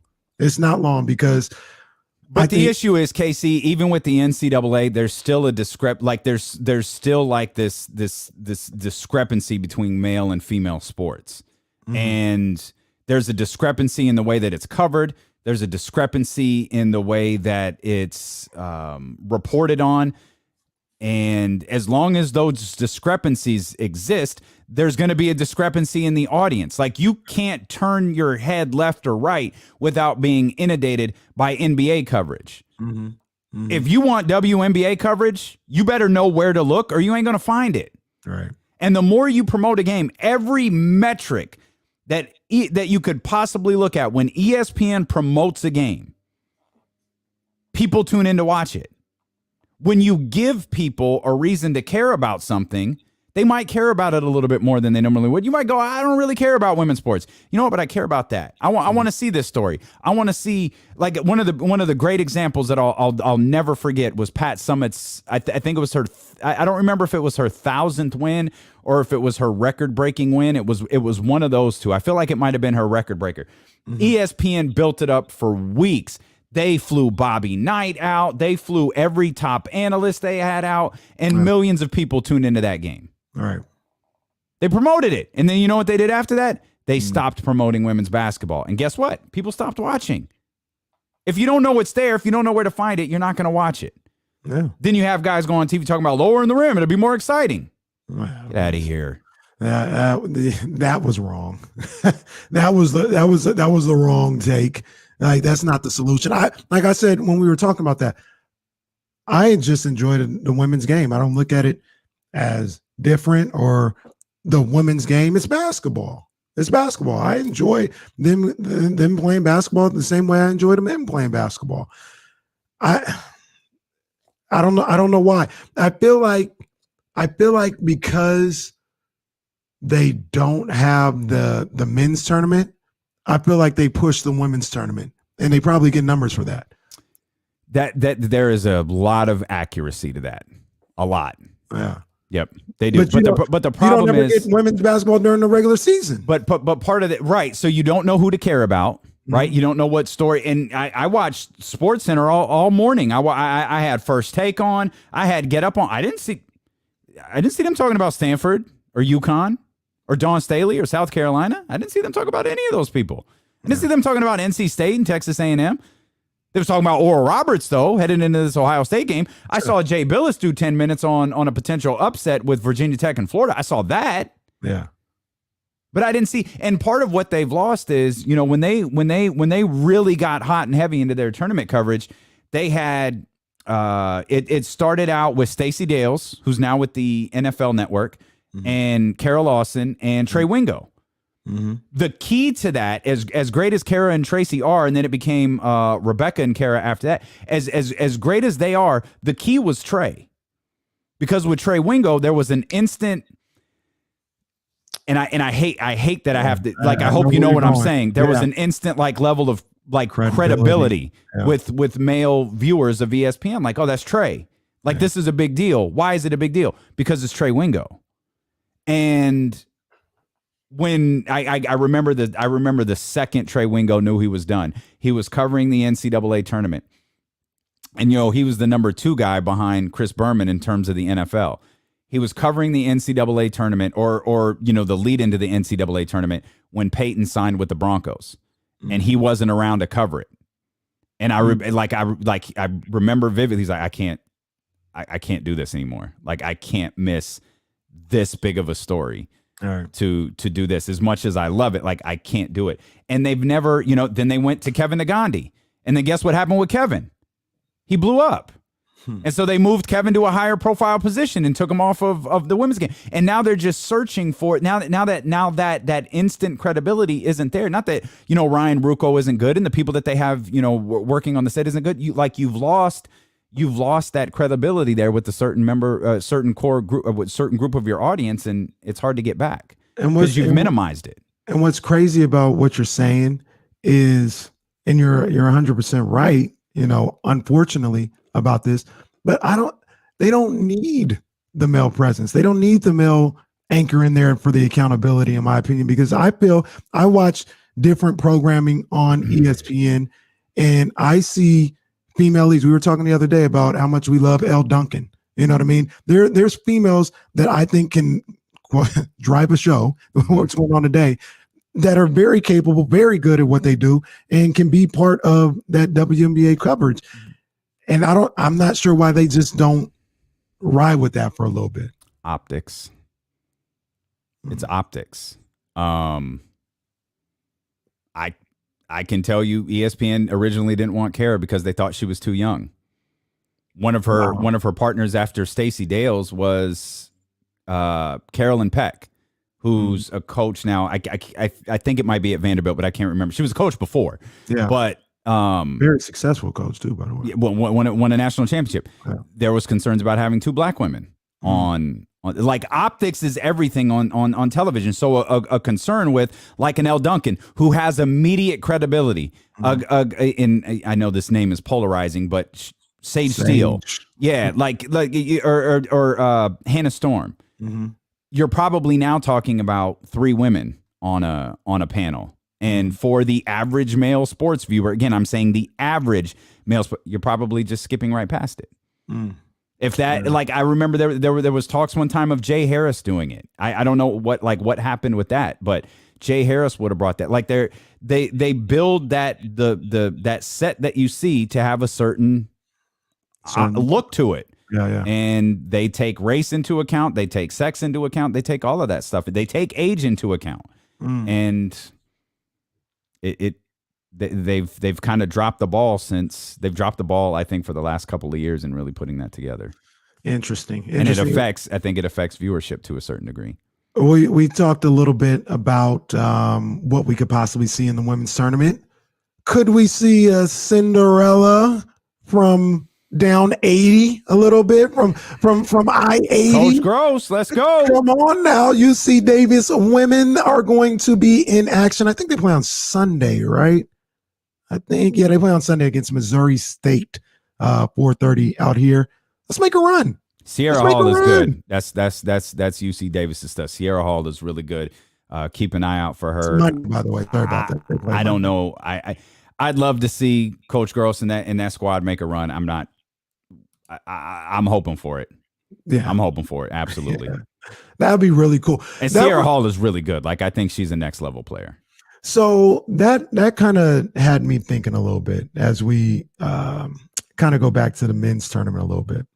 UC Davis, the women's team is in the tournament this year. The men's team made a run to get into the tournament 2 years. Now, probably more than that now. It's probably been I think it was like 3 years ago. Yeah. For the UC Davis man, I remember talking to Coach Les about it. Yeah. Yeah. I wasn't here. So it was about 3 almost. I know where I was. That's why I'm able to do the years like in my head. Got you. So they made a run and that had a little buzz. That had people going. Do you think that the city of Sacramento would have a real buzz if Sac State was able to get into the tournament? Absolutely. You think it would be bigger than They've never been in the Davis? NCAA tournament before. No. You think it'd be bigger than UC Davis? Yeah. I mean, I feel like I feel like UC Davis was big. I don't feel like it was crazy big, but I feel like it was big. UC Davis almost feels like it's kind of ours, but not really. Like we love them, but it's off on its own. Yeah. Like it's weird. Like I don't want to say that I don't know what Davis is. They're just kind of like there, and we love them. And, Davis is a tremendous place. It's not even far from where I live. You know what I mean? Like you just hop on 80. It's not that far.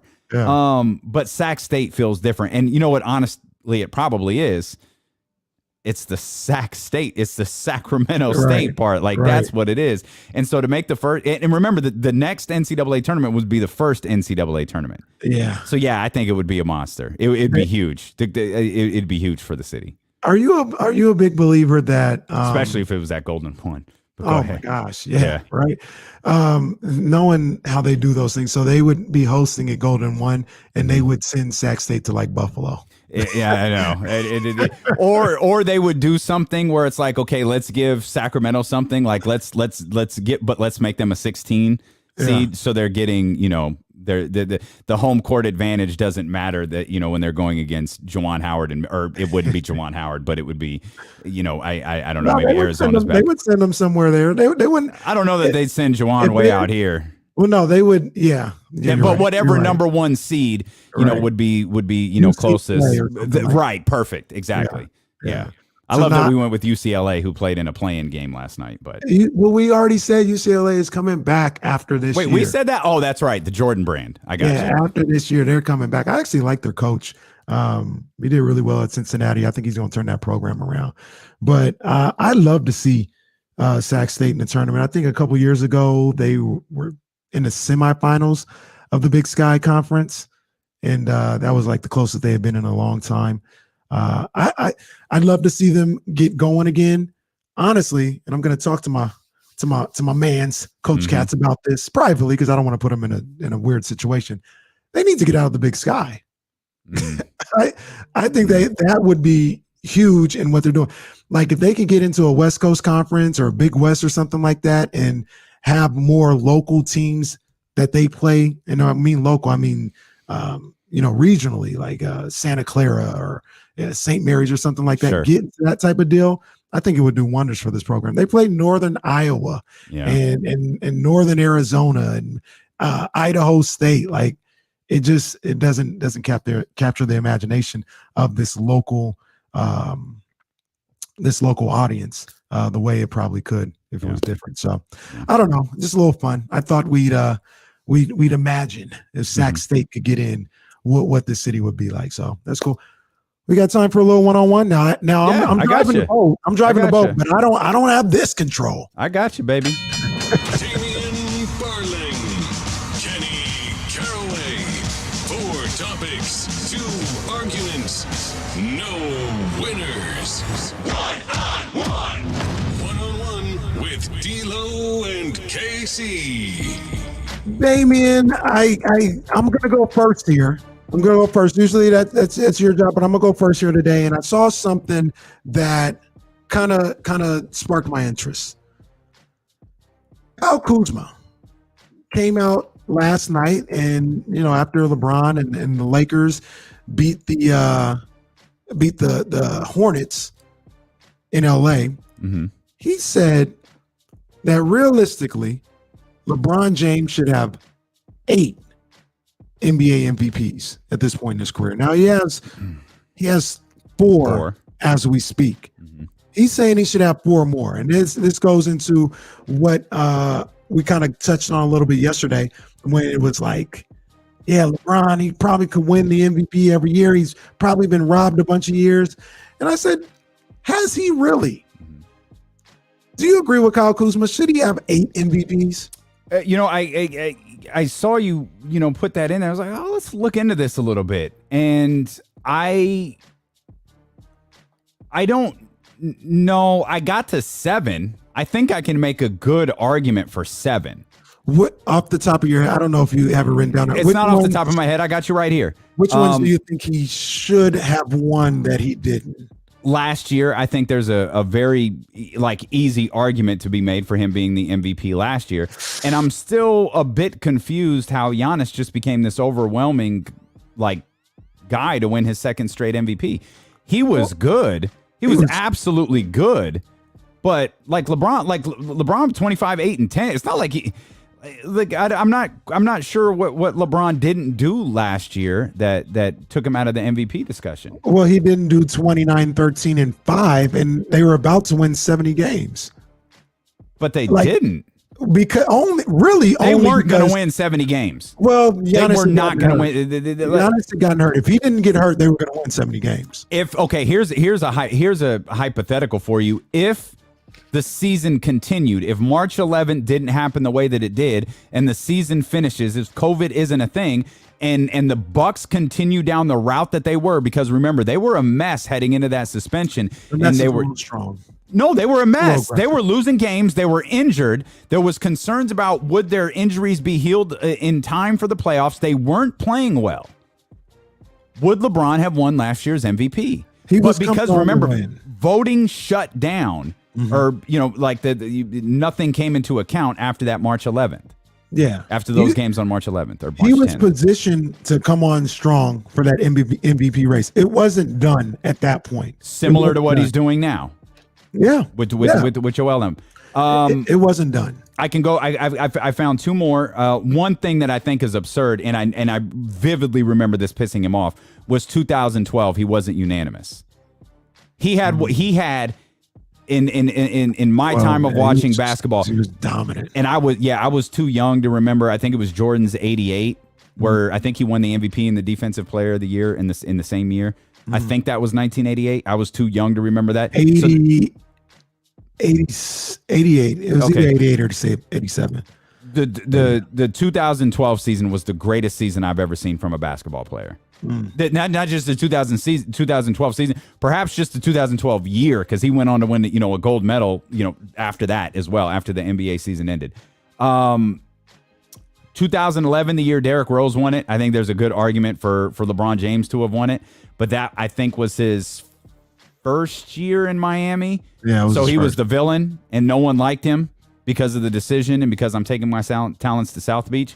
And then the one that I think is probably the most egregious is 2018, after James Harden just bitches and complains for 3 straight years or 4 straight years about not winning the MVP. The media finally concedes and says, dude, here, just take the award and please shut the hell up, as Chris Jericho used to say.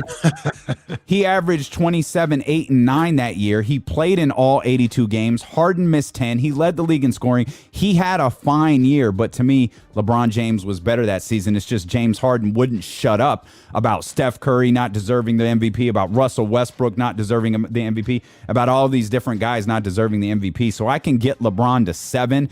I'd probably have to go back into his early Cleveland years to see if I can make one work there, but I found 7 rather easily. Huh. Okay. I want to continue this one right here. I want to continue. Well, we got Marshall here, so we'll touch on this. Marshall. Yeah. See what he we'll says. we'll talk to Marshall about it as well. But we got Marshall coming back one on the other side. And we're going to talk a little bit about the Kings. We're going to talk a little bit about this tournament. And we're going to talk about LeBron James having 7 or 8, should have 7 or 8 MVPs. We're going to break it all down with my man, Marshall Harris. Can I help you out real quick? Please do. You mind? Okay. The College Hoops Tourney right now, its countdown coverage on ESPN 1320 is brought to you by Elk Grove Dodge and the Elk Grove Auto Mall and online at elkgrovedodge.com. That is phenomenal. Co-captain helps. Co-captain helps, baby. That was a nice little behind the back. I got you, baby. I got you. That was a little. There we go, baby. There we go. It's D-Lo and Casey here on ESPN 1320.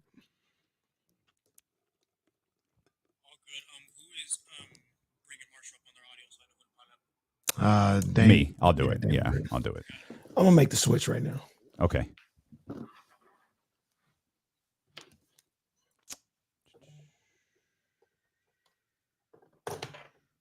Marshall. All these. Tony. I need to label these. Roxy. Joe. Gotta find a better way to organize these things. That's a good one right here. Earl Roberts. How you feeling? Good? I'm good. Okay. Yeah.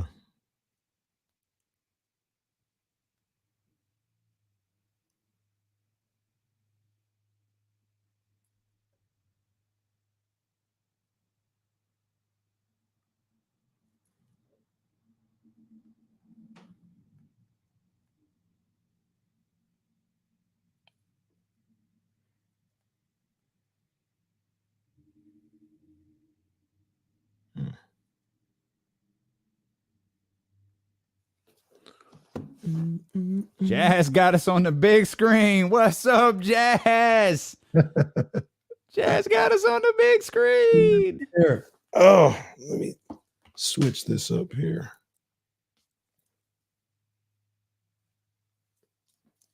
Oh. There we go.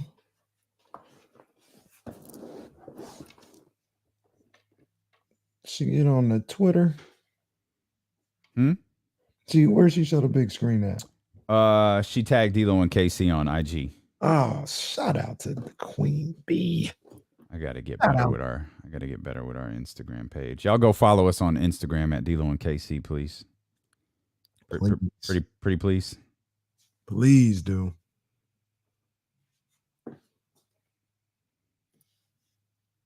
I poured that champagne. Man, that one glass looks so lonely. I was straight. I saw that on the story. I'm like, all right, let's try to fix this. Drank one, washed it, and sat down with the bottle. Oh, damn. I didn't send the link. That's my bad. Marshall's like, I can't find the link. I started the broadcast.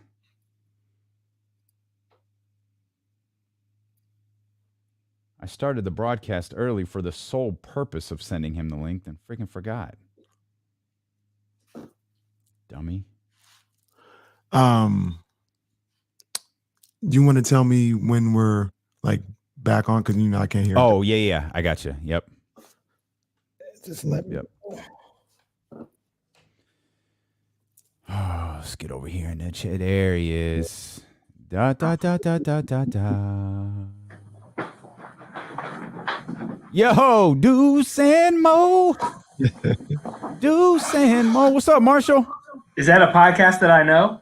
Well, this is a lot to read. I just watched you guys while taking a shit. Cool. All right. Thanks, Deucey. Is that from Deuce? Or I'm confident that's from Mo? Deuce. Very Oh, confident okay. that's Deuce. All right, Ethan. Yep. Very confident. I mean, All right, hang on, to each guys. their own. Whatever floats your particular boat. Back here on D'Lo and Case.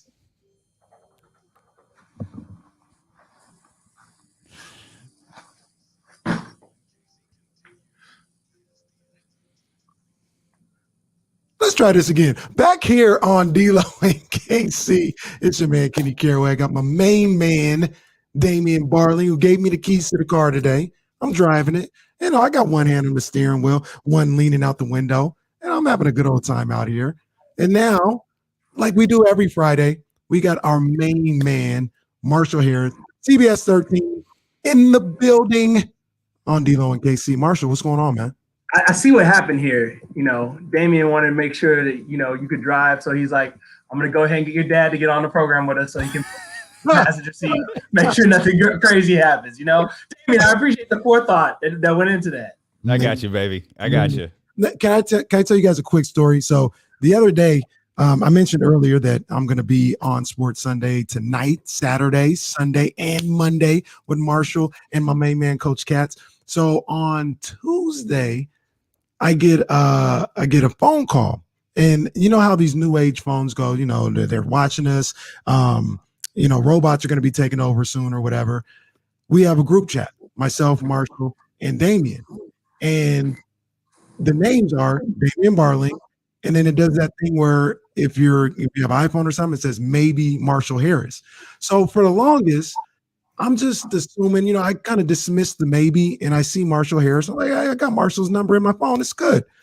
So he calls me on Tuesday, and it's this number, and it's Alabama area code. And look, I'm just going to keep it real. I'm better now with my money. All right. I pay my mortgage and all this other stuff. But look, there was a time in my past when the creditors would be calling, and I'd be like, well, I don't know this number. Who is this? So I said, I did the thing you got to do when you pick up the phone. I was like, hello. I gotta sound, I gotta sound a little menacing or whatever. He goes, may I speak to Kenny Caraway? This is him. Who is this? Because it's Marshall Harris. Marshall, what you doing calling me like that, man? You know what I'm saying? It's my man, Marshall Harris. So Marshall, I don't have your number in my phone, but it's not my fault. It's not my fault. It is your fault. You could just anytime save the number like an adult, like an adult, not like a teenage girl. You can just save the number. Already saved because in the group chat it says Marshall Harris. No, it says maybe Marshall Harris.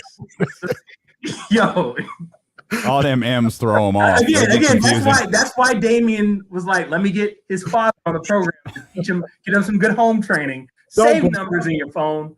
Everybody at home watching this right now, save the numbers in your phone. Because even if you don't want to talk to those people, don't delete the number. Just save it and be like, I'm not going to answer if that person calls or texts or FaceTimes or whatever. That's actually a good point. And I got you saved now, but before that was all the Apple's fault, not my fault. also, small correction, you're not coming on Sports Sunday. You're coming on Sports Extra. Here's how you remember the difference between Sports Sunday and Sports Extra. There we go. Show we do every week from 11:30 to midnight. Sports Extra is like there's sports on CBS, but we're going to give you a little extra after the sports is over. Oh, yeah. CBS for the next 3 weeks, and we're going to give you a little extra after the tournament is over each day because we got 8 editions of Sports Extra coming up, and I'm thrilled to have both Kenny Caraway and Coach Brian Katz on the program for a little segment that we were going to call Coach and KC, but then they made the graphic wrong, so now we're calling it KC and Coach. Wow, can't you do driving everything. Look at can't. you. What you want me to do? It's not my fault. I'm driving the boat. What you want me to do? I'm just driving. What do you want me to do? So Kenny's going to come on and talk Kings Celtics with us, and then he'll talk NCAA tournament as well. I can't wait, man. I We're can't going to wait. have a conversation with one of the defending champions of this tournament, who happens to be a Sacramento King. Hey, I was. It's funny that you bring him up because I went through this whole kind of deep dive on YouTube last night, and it had like in the last 10 years all the great upsets and buzzer beaters in the NCAA tournament. Obviously, one of the great upsets is the biggest one of them all, 16 beating the 1. UMBC beating Virginia. Yeah, put some respect on your name now. You got to put some respect on UMBC. University of Maryland. On the You board. got to put some respect. When you are the first 16 to beat a 1, when it's you and it's Harvard, women's side, Harvard, put some respect on that 16 seed's name. I always got to check myself because I always want to call them UYMCMB. That was my joke for a long time. So, I got to check myself and give them the correct name. YMCMB, you know what it is. But anyway, I say all that to say they beat Virginia, Kyle Guy on that team. And I always find it very inspiring. I don't know if that's the word, but I marvel at the feat that they were able to take that loss and come back the very next year and win a national championship game. I think it's really cool, and I'd love to hear what he has to say about maybe something like that. Difference between me and you, by the way, Kenny, is I wasn't even thinking about it like that. I was thinking about like, dang, what if you were a senior on that team and lost to UMBC, and then your boys went back? It's like, I guess it was me.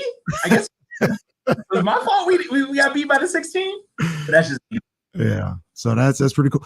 Damian, Marshall, do you guys have any specific NCAA tournament memories?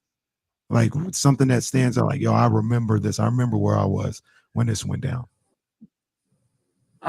Probably Villanova, the old pitchback. Yeah. Game winner. I forget who they even played in that game. It's been so long since I watched the NCAA tournament. I've forgotten about the NCAA tournament. North Carolina. Yeah, that's exactly who it was. And but that was great. And then I don't know, man. Nothing just really comes to mind off the top. I love the Shaka Smart run right when they implemented they stretched from 64 teams to 68 teams, and they had to play in the opening round, first 4 playing game. You're still part of the tournament, and all right, yeah, we were part of the tournament. We're about to and take the tournament. So I enjoyed that, and I'm really excited to see what Texas does this year. By the way, guys, I just want true confessions here. I haven't filled out an NCAA tournament bracket in probably 20 years. Why? I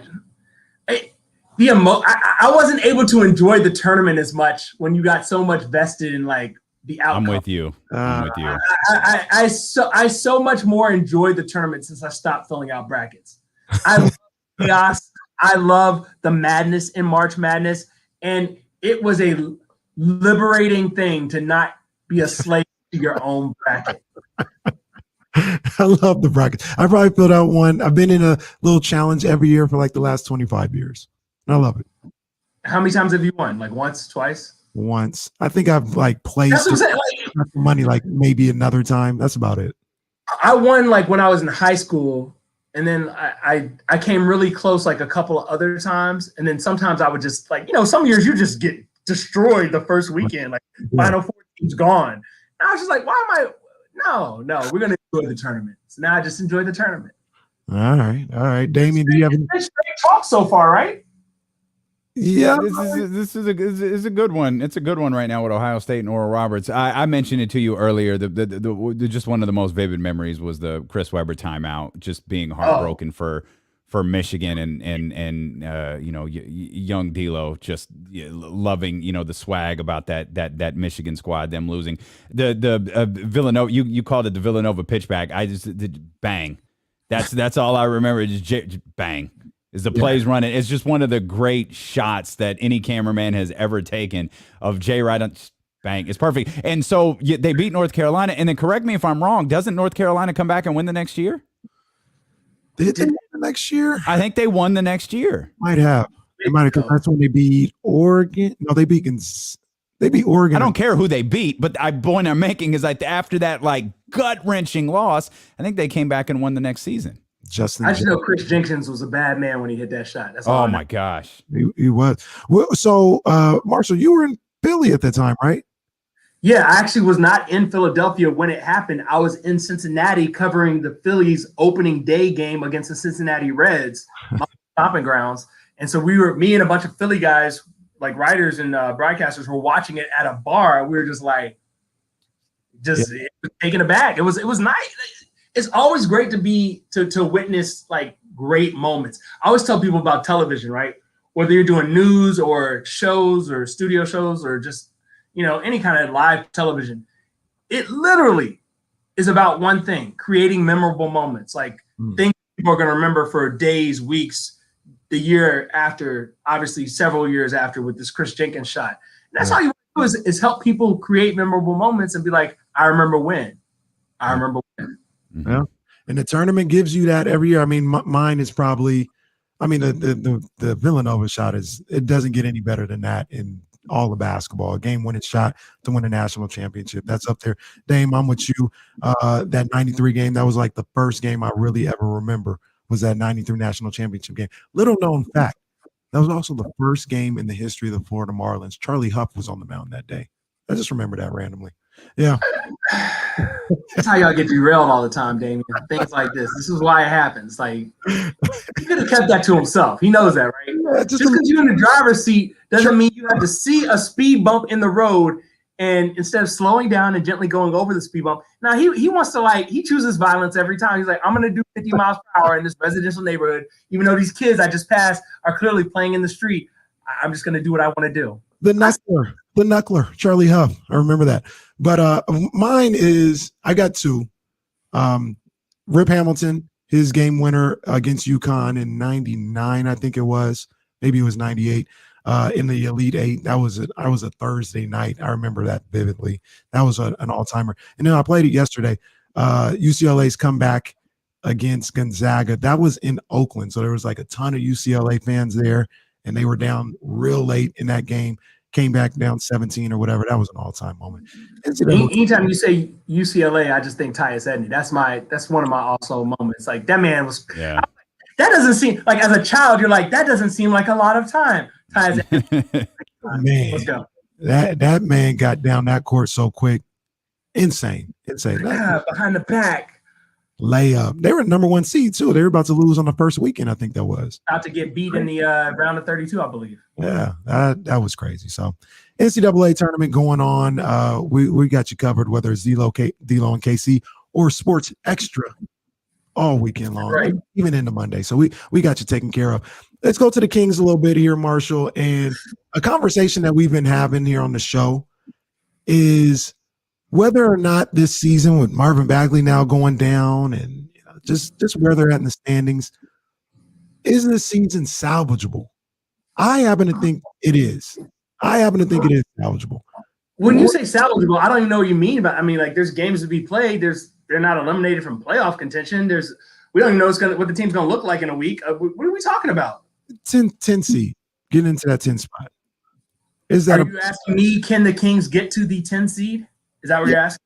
Yeah, can they salvage the season, get into that 10 spot, or at the very least make a real run, with 2 weeks left, be 2 games back of the 10? I just want to point out how sad it is that we're sitting here on radio. Oh, it's very sad. Talking about can they make a run at the 10 seed. I want you to really I know you said it, and I know it has real value, but when you're talking about can a team in a 15-team conference make a not get the 10 seed, run at the 10 seed, that's discouraging. Sad. This is life with Disappointing. Sacramento right now with these Kings, man. No, you want sad, disappointing? Look at the very bottom of the conference and come to the realization that perhaps this Minnesota team is actually starting to play better.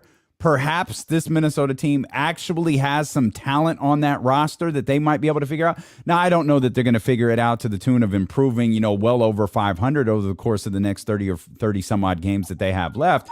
But let that realization set in right now. A 10-31 team that you're looking at like, oh, they've actually won a couple of games here over the last couple of days, and they have a rookie who's emerging as a star.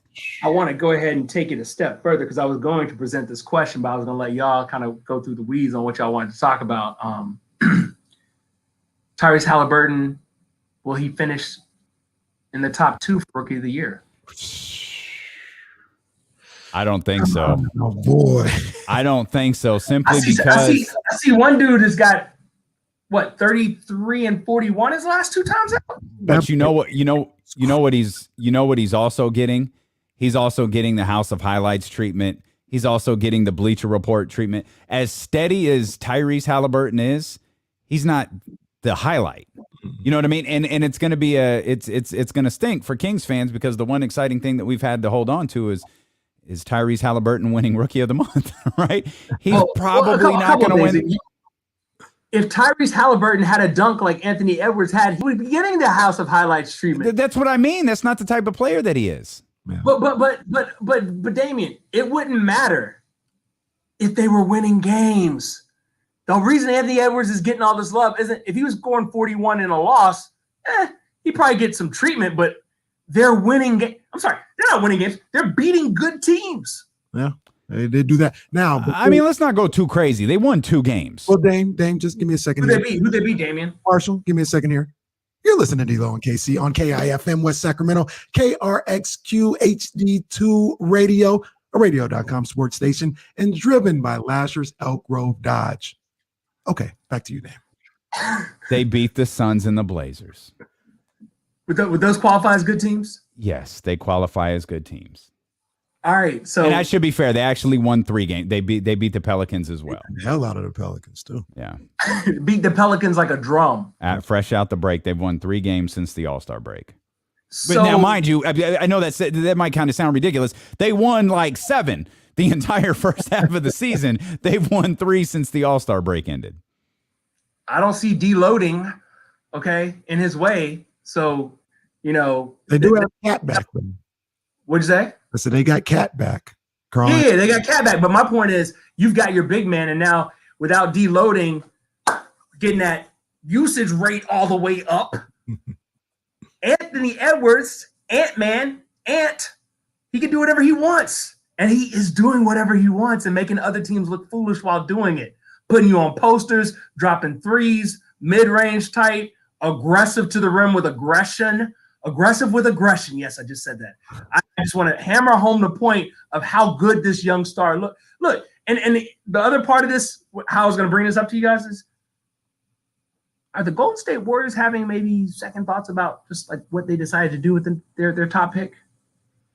I think they are in the Bay Area. The fans are. I don't know if the Warriors are, but the fans. I think Wiseman's almost had like a little Marvin Bagley type year. He's dealt with some weird stuff as far as injuries, the COVID suspension, and it hasn't. When he's been in there, he has shown like, yo, this guy can go, he can play. But it's just been a weird start to his career. How much better would the Warriors be right now if LaMelo was on that team instead of James Wiseman? Oh, probably about. Oh my God, my game's better at least. Oh my gosh, it's scary, right? When you see what LaMelo does with his orchestration of the teammates he has available, and not like he has scrubs with him, Scary Terry, Gordon Hayward. But I'm saying, you're telling him he gets to play with the best shooter of all time. Oh man, it's a problem. It's a problem. Let me ask you this though. I'm gonna go even further with this. We just LaMelo was the Rookie of the Year like 3 weeks ago. Do we need to open that back up? No. And then nothing Anthony Edwards can do in 30 games. They can win them. Did you see LaMelo last night against the Lakers? I didn't. I saw the stat line. Let me see what Anthony Edwards did. And if he gonna do that for the rest of the season, come on now. The Timberwolves are they gonna make are they gonna make a run at the 10 seed? The Timberwolves? No, they're not. The Hornets are going to the playoffs. We can agree on that. Yeah. Right? Yeah. Okay. You know who else is going to the playoffs in the East? I know you know the answer to this question. Go ahead. Go ahead. I'm not saying sorry. Go ahead, say it. Go ahead, say it.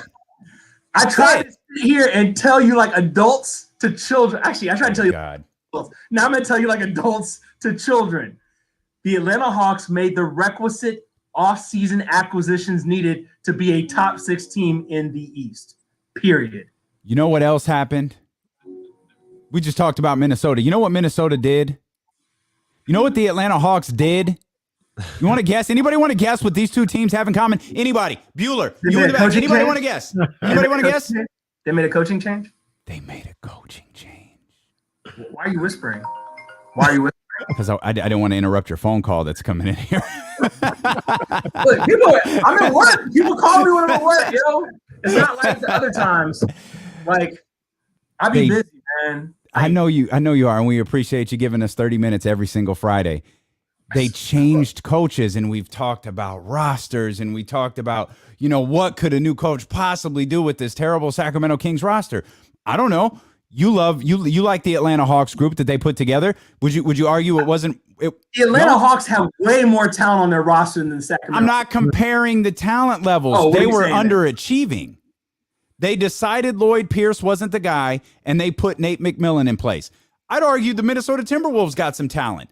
They were underachieving. They let Ryan Saunders go. They brought in a new coach. However they went about doing it, they did it. This isn't an interim coach that they got. This is their coach for the future. This is the guy that they've got. And what have we seen since the All-Star break? We've seen them put together a couple of wins, as you noted, against really good teams. Coaching matters. Which one of y'all believes coaching doesn't matter? I know one of y'all believes coaching. That would be your boy in the upper right-hand corner. I say the roster matters more, and that ain't no different here. Like, yeah, you bring in Nate McMillan and you bring in whoever they brought in Minnesota or whatever the case may be. That's fine. But if you don't have you don't have two guys that can go for 40 like last night, it don't matter. When you throw on Belly out there, Nate McMillan, come coach Belly. Come go. Listen. Listen. Here's I want you both to fill in the blank in this sentence. Are you ready? The Kings have the blank best roster in the NBA. There's 30 number. Straight up, give me a number. Oh, y'all got real quiet. Y'all got 20, so much to say. To be honest with you, 20. How many? 7? No. Tell me the teams below the Kings in their roster. Detroit. One I could think of right now. To be honest with you, Orlando. Detroit. I think Orlando got more talent than the Kings. Orlando when healthy? Sarah's calling me now. She's like, I'm on radio. I think Orlando. Give me 1 second. I'll be with you. I'll probably like less than 5 minutes. Why don't you tell Sarah to come say hi? She act like she. Sarah, they want you to come. Well, she can't. We got social distancing. Of course. That's a good point. That's a good point. Okay, fine. There's not many. That's fine. There's not many. So Damien, I just want to make sure when you made your big comment about coaches matter and blah blah blah. Look, man, you open up the bag, and when you open it up, it doesn't smell as pleasing from a fragrance standpoint as maybe some other teams when you open up their bag. Not saying it smells bad, but you know the difference between I wish everybody could see what you look like right now. I really wish the entire world could see you right now with your imaginary bag that you're smelling out of. But look, you get my point. Like, I understand what you're saying. You're calling for a coaching change, perhaps. I get all that. I'm saying coaching matters. Coaching. It does matter. It does. But I do agree with your friend in the upper right-hand corner that the roster talent matters more than the coaching. That's you what got the best coach, especially at the NBA level. You got the best coaching in the world, but if he's got bums, and I'm not calling the Kings bums. I'm just saying when the talent disparity is what it is in the league, you got to say that's a big factor into why the Kings are not as good as these other teams. No. Let me ask you something real quick, Marshall, before we get out of here. I've been asking this question. Damien's been asking this question all week. What do you think is more important for the Kings to have this year? Tank out and have a top 5 pick, or maybe just barely miss that 10 seed, but you see De'Aaron Fox put this team on his back. You see Tyrese Halliburton grow, and they finish a little stronger than just flaming out. Are you team tank? I mean, if they do what you just said, they're still going to have a top 10 pick, right? Yeah. So then you want to see the progress of the people you actually have on your roster. So the next time we're talking about blank roster, maybe you're up to 23. I agree. But a lot of people, and I'm not saying one is right or wrong. It's just kind of how the way you go about it. A lot of people. Can I say one is right or wrong? Yeah. The top 5 pick is wrong. Unless you're getting rid of De'Aaron Fox and Tyrese Halliburton, make the players on your team the best they can be. You know who could do that? Another lottery ticket. You know who could do that? Lottery tickets right here. You know who could get the best out of these players? Are you gonna make me say it? Because I'll say it. Another coach. Love takes you time, too, Marshall. Damien. Love takes time. And also, Damien, this may be the reason why you don't fill out brackets. I don't fill out brackets for the same exact reason Marshall doesn't. Yeah, because we had Ohio State going to the Final Four and they're down 6 with 2 minutes to go in overtime. And you know what? Whoa, we got a I don't situation. care. See, I'm messing around with y'all. I'm missing the game. Because I've been telling you this is gonna happen. And I still got $20 in my pocket or $50 in my pocket or $100 in my pocket. However much these bracket challenges cost, I'm good. My money's still there. Okay. Wow, I'm not as loose with my money as Kenny is, but subscribing to every single streaming service out there. Here's the thing, Damien. We can sit back, relax, and enjoy and appreciate the work Yes, sir. Roberts has done today. Yep. And that's all a flutter. Okay. Yeah. And his bracketeers, the 3 bracketeers, they can just cry into, I can enjoy it because I don't have Ohio State in the Final Four and I hate Ohio State. So I love it. I love the game. But if you want to hear me and D'Lo talk more about this, we will talk about it on the side. And if you want to hear about me talk about it even more, you can catch me at around 9-ish tonight. Yeah. We're going from 9. We're doing a half hour. Earliest it'll start is 9, but basically whenever the tournament coverage is over, we in there. And because the Kings play the Celtics nice and early. I know it's called KC and Coach, but I got so much love and respect for my man, Coach Brian Katz. I'm just going to call it Coach and KC. That's what I'm just going to call it. There we go. Marshall, we appreciate you, bro. All right, I got to get back to my day. Okay, I'll talk to y'all later. Thanks for having me, Damien. We'll see Damien at 11:30 on Sports Sunday. By the way, the other sir. Hey, we all over. He's not invited to. We everywhere. We out here, man. It's all good, man. It's all good. I'll talk to y'all later. Peace. We will be back on the other side with more tournament coverage, more Kings talk, even a little football because there are some football things going on right here on D'Lo and KC on ESPN 1320.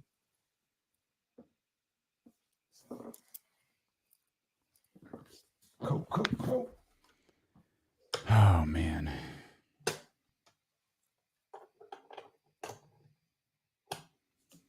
You got a clip, Marshall, smelling that bag. That was hilarious. Like the way he zoomed in on that camera is just spectacular. Just spectacular. That could be a screenshot. Oh, man. Oh, boy. Roddy, why are you standing so hard for Luke Walton? Why are you standing this hard? I will not stop, no matter how much you yell at me, Roddy. You can use caps and exclamation points. I will not stop. Can't stop, won't stop, Roddy. And don't hit me with a dang either.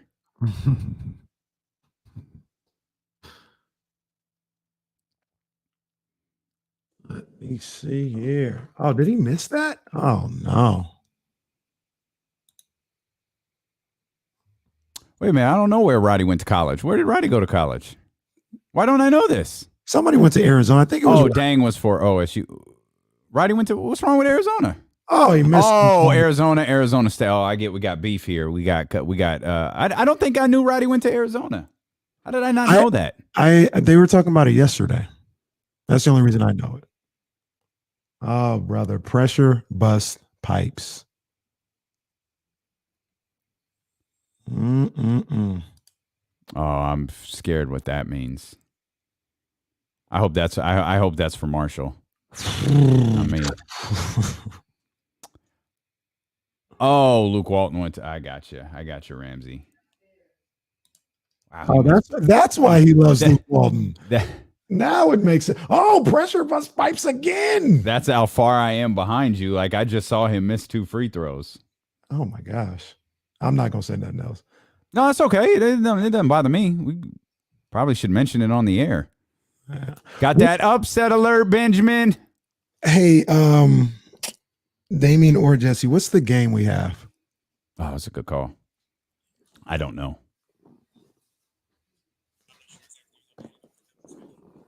Okay, let's shoot Danny a message and see if we know what game it is.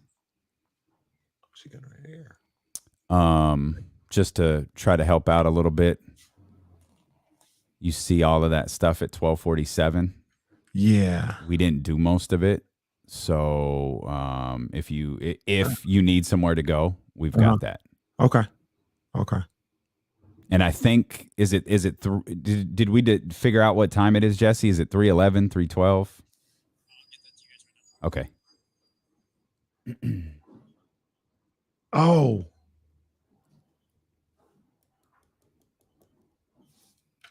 I should be coming back here.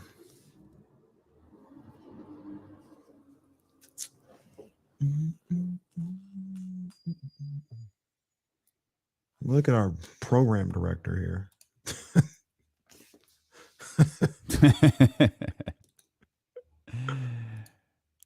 Oh man, that'd be fantastic.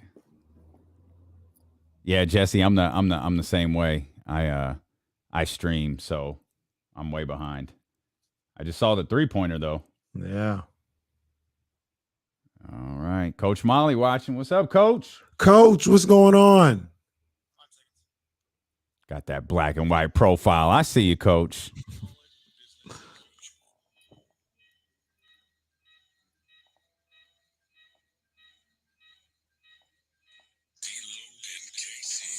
and Casey continues on ESPN 1320. Damian Barling, I need your help here. What is this? I'm drawing a blank. East Coast. It sounds East Coast. I feel like it's like Mob Deep. But I'm Help not me sure. out, Jesse. That's what I was gonna go. I was gonna go Mob Deep. Is that right, Jake? Yeah, that's it. Yeah, I thought so. Yeah. Give us a lesson. This guy. Anyway, we're here on D'Lo and KC. March Madness is now mad. It's mad. It's about there. It's about there. It is officially mad as Oral Roberts becomes one of the few 15s to ever defeat a number 2 as they knock off Ohio State, 75-72 in overtime. Welcome to March. Love it. And what do we say? What do we say? You can ignore the part where I said Ohio State would wind up in the Final Four, but you could talk about how these things are going to happen today. These things are going to happen. We haven't seen interconference games. Out of conference games. We haven't seen challenges for some of these schools. This was Oral Roberts' moment. They've been waiting all year for this moment. They've been waiting for that out of conference game. This is it. I would not be maybe another 2 versus 15 is a bit steep to say we're going to see another one of those. Right. I wouldn't be shocked if we did. But if you see some 3s go down, some 4s go down, Ohio State is number 5. They're getting it handed to them by Oregon State right now. I wouldn't be surprised, man. This is what this tournament is going to be. Now, you brought up something the other day, and you were spot on about this. This is all fun and games. Oral Roberts. This is great. Yeah. Right. Mm-hmm. Don't let too many of these happen. Yeah. I'm not interested in Oral Roberts and Norfolk State in the Elite Eight. Just don't give me too many of them. Upsets are cute in rounds 1 and 2, but once you start getting to the Elite Eight, once you start get to the Final Four, you're because you keep getting that feeling, unless of course you win them all. Unless Oral Roberts wins the national championship, then it's fun. But at some point, you're going to run into a school that beats them by 40 in a Final Four game or something like that, and nobody wants that. So upsets are okay, and they're fun at first, but when you get towards the end, you want the best basketball. And if Oral Roberts can do it for the next couple of rounds, man, let's go. Damien, I'm trying to be a better person. I'm trying to be a better person. But on the screen, a little Ohio State fan was crying, and it just. I don't know. I chuckled. I'm trying to be a better person. That's okay. There he is. I got, I'm on the stream. I just caught it. I just caught the poor. See, I don't mind when you show kids in the crowd crying. I don't know why. It's the young men on the floor that bother me. If you show a fan, I don't know. Maybe he's a kid's brother. I don't really know what it is, but yeah, those are tough. And they search those out. That they there's a director who is scanning every camera going, hey, we got a kid on 5. We got a kid on 5. Get the tears. That's how memes are born. It's 2021, man. That's how memes are born. So props to Oral Roberts for getting the job done. It's a massive upset, and I think it's the first of many we're going to see this weekend. I'm with you, partner. I'm definitely with you, man. So it's the madness. The madness is here. I like it. How did they never hire Macho Man for a promo? I'm not sure. I have no idea. He's exclusive to Slim Jim. But upset has happened, and it's tournament time. Oh, yes, yeah. Indeed. Yes, indeed. My man Bill Raftery with the onions. It is that time of year. So we got you locked in to the NCAA tournament here on D-Lo and KC on ESPN 1320. You don't have to go anywhere. We keep you updated. If you're in the chat, they let you know as things are going on, what's going on in all these games. But when we get off the air, and we're getting off a little earlier today, we got live NCAA tournament action, and you can stay right here the whole weekend pretty much. Yep. For all things NCAA tournament, all things March Madness, right here on ESPN 1320. We got you covered for sure, man. So I wanted to finish up some of the one-on-ones, man, because I wanted to hear some of the things that you had to say, and I had another interesting topic going on that I wanted to run past you. So we left off talking about the MVPs. We can touch on that today or even another time, but I wanted to hear your first one-on-one. Okay. Just real quick before we do, can I help you out a little bit? Always. ESPN 1320's college hoops coverage all tournament long is brought to you by McQueen and the Violet Fog Gin. We don't make much, but what we do make is damn good. Can't forget them ever. I think we were talking about LeBron earlier. We were talking about Kyle Kuzma's line. And I was looking at the Wizards last night. The Wizards and the Jazz, their backcourts, I think they've scored points like this entire show. The Jazz and Wizards backcourts combined to score. Do you hear what I said? The Jazz and Wizards backcourts, just the backcourts, combined to score 154 points. Come on, last night. Bradley Beal led the way with 43. Donovan Mitchell had 42. Russell Westbrook had 35. Joe Ingles had 34. Are the Wizards? I mean, that's all fun. That's dope. That's awesome. Are the Wizards the most entertaining bad team in the league? It's a good question. I mean, you've got an MVP. Yeah. You've got an all NBA, you've got a legit, an all-star, a superstar in Bradley Beal, but the team in general stinks. Yeah. But you can't tell me that they're boring. Nah, I think you're onto something there. I think they are probably the most entertaining bad team to watch. Like you said, Russ, I love watching Russ. Mm-hmm. I just think he is a great player. And I think he makes me laugh. There's things about Russ that is unintentional comedy. I love his intensity. It's funny sometimes too. And then you got Bradley Beal. I love watching him play. So the only team that I could think of that could come close to that, ironically, is probably Minnesota. That's I was going to ask you, like we're kind of getting to that point now. I wouldn't have put them in this category before, but if this is Anthony Edwards, like what we're seeing right now is Anthony Edwards, yeah, we've got something. We've got something for sure. I love his game. I love to watch him play. And you talk about other bad teams. Orlando, they have an all-star and they have a roster with talented players on it, but I almost never want to watch the Magic play. Yeah. No interest whatsoever. Yeah. So yeah, I think the Wizards are the correct answer, but Minnesota's climbing up the charts. New Orleans could probably be up there, though. I don't know. I mean, it's a little frustrating with New Orleans. I think it's because you expect them to be better. Washington, we just kind of didn't know what was going to happen. Minnesota, I don't know how many of us bought into. New Orleans, I think it was kind of that, like, oh, they've got to be better than this. Like 17-24 is not what David Griffin had in mind when he brought in, Stan Van Gundy, landed Zion Williamson, and they'll be going through some transitions this offseason, as I assume they're going to let Lonzo Ball walk in free agency. They're going to be going through some transitions as well. Again, it's a pairing. I don't quite understand why it's not working the way that they want. Or maybe it is, and they're just going to have to offer him a big sum of money this offseason, which is probably not the best way to go about this. But yeah, let me ask you a question: are the Kings fun to watch? Now we are close to the team, so it's very frustrating for us. Yeah. They score. They score. Yeah. It's not like they score 100. Yeah. Sure. Yeah. I mean, I wouldn't put them quite at the level of Washington, even though their defenses are, an eye for an eye there with each other, or I guess in this case, a bucket for a bucket. But yeah, the Sacramento Kings, for us, obviously they're incredibly frustrating, but no, I don't think they're at all boring to watch. They could be fun to watch for sure. Yeah. Who's the least fun team to watch, in your opinion? I got one. Mine is OKC. And I love SGA, but they have nobody that I want to watch.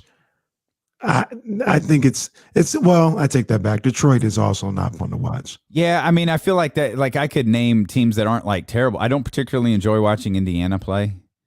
I don't go out of my way to watch Chicago play. You know what I mean?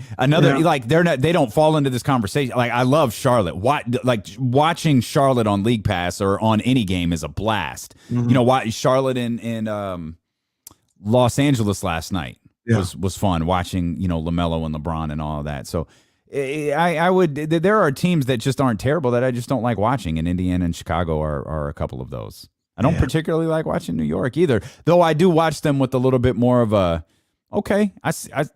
y'all play a certain way, and like I can respect that. So I don't really look at it as boring. It's just a different type of basketball. Yeah, I actually like New York, not just because I like the Knicks, but I like the physicality. That's what you like. Yeah, I like the physicality, and I like it because you don't get that much anymore. You know what I mean? Like I like the differences in team, and we don't necessarily get too much anymore. But if you're playing the Knicks, it's physical. If you were playing the Kings back in the day, it was up and down. If you were playing Houston or whatever the case may be, they had long on the defensive end. I like the differences with these teams. So I like seeing that.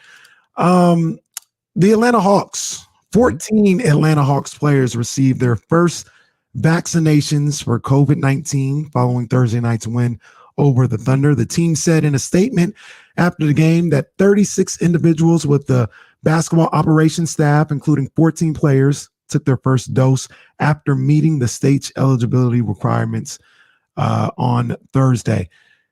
Do you think this is going to start to happen around the league? Are they going to – I don't even know if it's classified as them being pushed to the front of the line, but I know there was a story about how they kind of wanted the NBA players to lead the charge in taking the vaccines. Do you think I don't think that was a story. I think it was I think there were multiple ideas. I think Kareem maybe said, hey, NBA players could set an example by doing this, especially, because I think some of the groups that are most, I think there's been a study recently to determine the group of people that is most reluctant.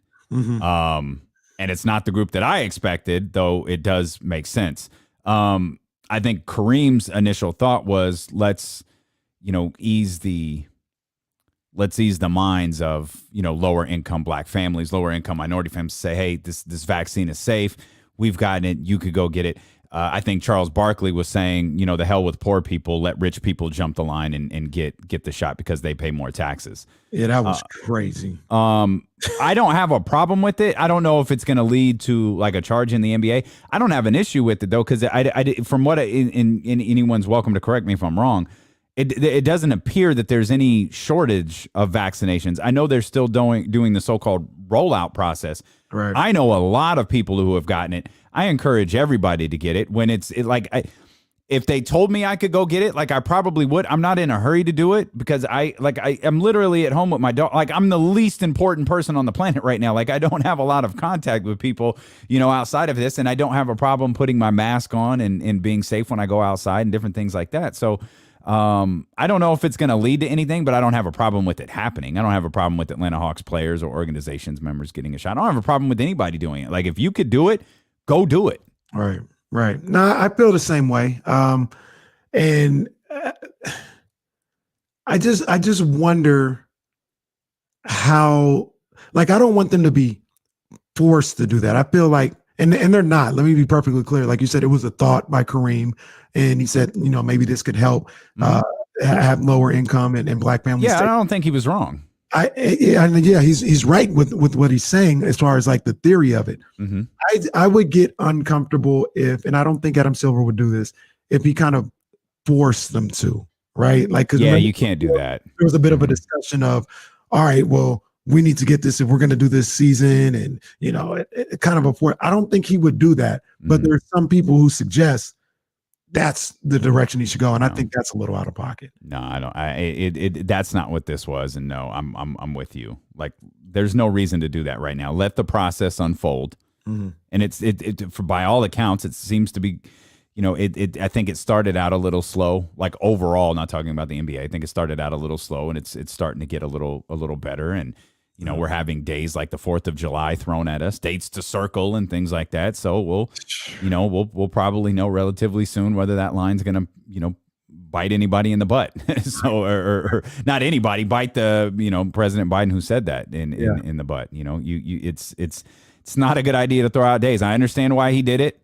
It's just, you got to be prepared for the consequences if you have to come back, in June and go, whoa, no. Maybe not. Maybe we're looking at Labor Day. Like, hang on, guys. Like, right. It's not going to work. It's not going to work. Yeah, that stood out to me. Let's hit you with. Let's shift gears here. It's kind of this is a pretty decent story. We haven't talked a lot of football today, with all going on in the NCAA tournament and the NBA. But what about Juju Smith-Schuster? Seemed to be, there were rumors he was talking to the New York Jets. I'm not really sure why he would even take that meeting. There's confirmed reports he was offered deals from both the Kansas City Chiefs and the Baltimore Ravens. Allegedly, counting incentives, those two deals were worth more than the one that he actually took. And the deal that he took was to go back to Pittsburgh. What do you think about that? Juju Smith-Schuster passes on Lamar Jackson, passes on Patrick Mahomes to go hang out with Ben Roethlisberger. I don't know why I'm having trouble speaking all of a sudden. To hang out with Ben Roethlisberger and the Pittsburgh Steelers. That is a bit of a shock for me. I would think if you have the opportunity to go to the two other places like Kansas City and Baltimore, they'd be tempted, especially that you said they were paying more money too, right? They were offering more money. Yeah, and it wasn't an astonishing amount of money. I think he got $8 million from Pittsburgh, and again, I don't know. I don't know how this contract is completely broken down. I think Pittsburgh was $8 million.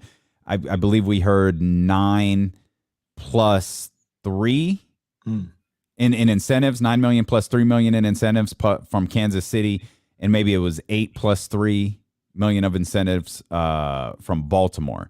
Yeah. So I mean, I guess when you're making 8 million, 12, that actually is a decent amount of money that he turned down. Maybe he didn't think he could hit the incentives, or maybe he was just more comfortable with Pittsburgh. I guess we can look to see how the different contract offers were broken down. But given the total story, I'm surprised he decided to go with Ben Roethlisberger and the Pittsburgh Steelers instead of Lamar or Patrick Mahomes, and particularly Lamar, because I feel like unless I'm missing something, is he wide receiver 1? I think he is. Some people, just as you say that, Cody in the chat says he's a great number 2 receiver. He would have balled out on KC with Tyreek taking all the attention. I think Juju's. I feel like he's a 1. I feel like he's. But would he have been a 1 in Baltimore? Like I can see Tyreek for sure. Yeah, I think. But I feel like he would have been the 1 in Baltimore, which and I guess he's the 1 in Pittsburgh. Yeah, but. I don't know. I don't know that I would trust Ben Roethlisberger for another year, but maybe he doesn't have to trust Ben Roethlisberger. He has to trust Mike Tomlin. So, and I think that's the relationship that he has with Mike Tomlin. I think that definitely plays a factor into it. I also, I got my spidey senses popping off right now. I think there might have been a little bit of promise. Take this 1 year deal. We're gonna give you the bag next year, because I think that's all Juju was trying to do this offseason anyway. Everything was going to be a one year deal, so he could get chipped off with the long-term deal next year when the cap goes up. I feel like the Steelers might have came to him like that. It'll be interesting to see, like, I'm sure someone will evaluate this like maybe next week or something, how many NFL deals that we've seen over the last few days, last week or whatever, are 1 year deals. And how many, like, if even further, like if you take it a step further, like how many are 1 year deals that aren't quarterbacks? You know what I mean? Like I think there's going to be an interesting study with this particular free agency and the television deal that was just announced. How that is going to play, how that ultimately plays into the way guys sign contracts this year versus the way that they're going to sign them next year. There's going to be a run on big time signings next summer. I believe so too. Yeah, I believe so too. I think people are definitely going to get chipped off next summer. Let's we're out of one-on-one, but let's stay with some football, because I saw and heard some interesting things. Adam Schefter, he went on. I think he was on Get Up. I'm surprised you didn't see this. I did see it. Okay, well, you saw. I know exactly what you're referring to. Yeah. It seems as though Russell Wilson is going to be gone. Like we've been saying for a minute, he's going to be gone within the next 12 months. So we saw the same thing. We just saw it differently. Okay. So for those who hadn't seen it, Adam Schefter, I should have had the sound. That's my fault. But he basically said the Seahawks are kind of doing their due diligence with the draft, seeing if there's a quarterback that they really like in the draft. Mm-hmm. And if they find him, they're willing to move off Russell before the draft. If not, they're good with staying this year with Russell Wilson. I took that as whether it's before the draft or, like I said, exactly a year from now, Russell will be gone from Seattle within the next 12 months. How did you see that? Well, I saw it. I do ultimately think he's going to be gone. I think you're right about that, and I think part of it does play into something we were talking about earlier this week in terms of his contract. There's a relatively easy out for Seattle after this upcoming season, and an out, but like an out they could still exercise in trade. Like they're not going to let Russell Wilson just walk away. Like they're going to attempt to move him. But what I took that as. I took it as the relationship is probably more broken than we realize. Mm-hmm. And I think one of the biggest things that stood out to me is if that's the case, if the relationship is really broken and we're, talking about Seattle looking at drafts, why doesn't Russell, and I understand this isn't in his nature, like none of this feels like it's in his nature, but let's stop this passive aggressive stuff and just ask for a trade. Yeah. I agree. And I'm not saying his agent has to come out and tell Adam Schefter he wants to be traded like he presented Adam Schefter with the 4 teams. And by the way, if you question what Adam Schefter is saying about Russell Wilson, remember who his agent went to with the 4 teams. Mm-hmm. He went to Adam Schefter. He's obviously, pretty well connected to this story. So there's a lot, I think, to what he says. But for me, it's just like, if you really want to be gone, just say it. You don't have to say it publicly. Your agent doesn't have to say it publicly, but just go to Seattle. They would wind up leaking it anyways. Right. Just go to Seattle and say, I don't want to be here anymore. I want to be traded. And to your point, not only is Russell in a position where he probably wants to be traded, it seems like Seattle wants to be done with him. It seems like they're very open and willing to move on from him if they get the situation that they want. And maybe do it now. And maybe I haven't been paying close enough attention to this, but I feel like this. I don't want to say it didn't come out of nowhere. It kind of felt like it came out of nowhere. It did. Because it was like, go Hawks, go Hawks. He never ended into. It didn't matter who he was talking to. He was talking to Dan Patrick. He was talking to Michelle DeFoya, Pam Oliver. It didn't matter who he was talking to. Every single interview ended with go Hawks. That like, and Russell has this certain personality. So when the Dan Patrick interview happened, it was like, oh, that's interesting. That's kind of out of character. And then it completely blew up, and it's like, oh boy, okay. He's one of the guys that I would have thought will retire with his team. Mm-hmm. I mean, he is, I always like to say I got my ears to the street. All right. Mm-hmm. And they were public enemy number one for a long time, and they still are. So I got a feel of how that fan base, how that city feels about Russell Wilson, and how he allegedly, at least I thought, felt about them back. And I say all that to say, I thought it was not something that could be broken. I thought he was going to be there until the day he decided to stop playing football. Mm-hmm. And like you said, for this to kind of come out of nowhere completely caught me off guard.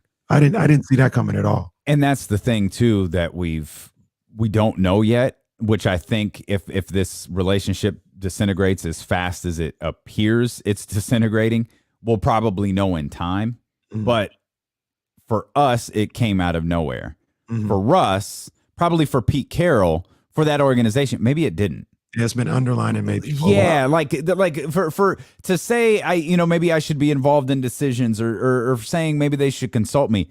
That doesn't feel like all of a sudden I'm done with this dude. That doesn't feel like, hey, let's talk to teams about moving him. That doesn't feel like, hey, let's do our due diligence when we have a top 5 quarterback in the league who's only 32 years old. Yeah. That those two things don't go together. There's more to this story that we just don't know about. Mm-hmm. And I'm sure in time, because in time we ultimately learn everything.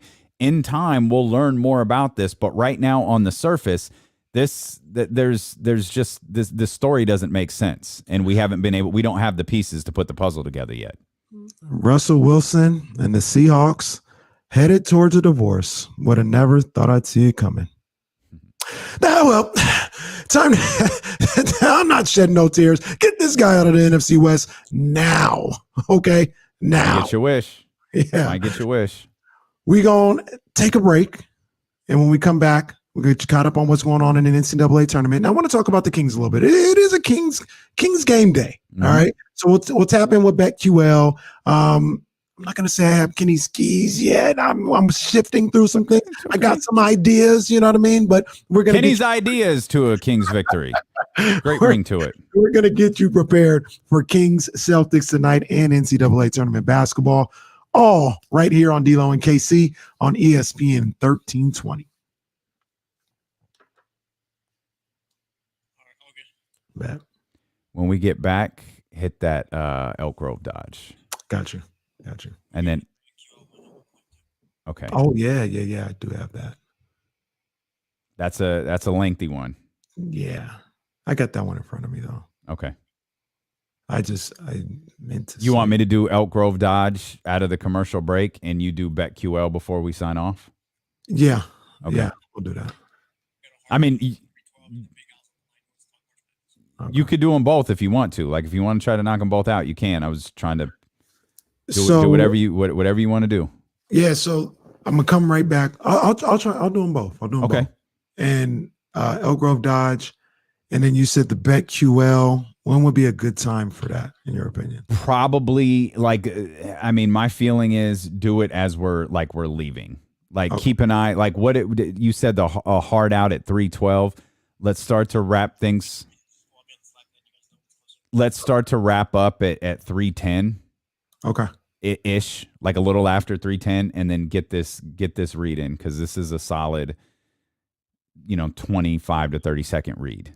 Gotcha. So make sure we get that in. Gives us plenty of time to breathe and comfortably get to the game. Gotcha. Okay.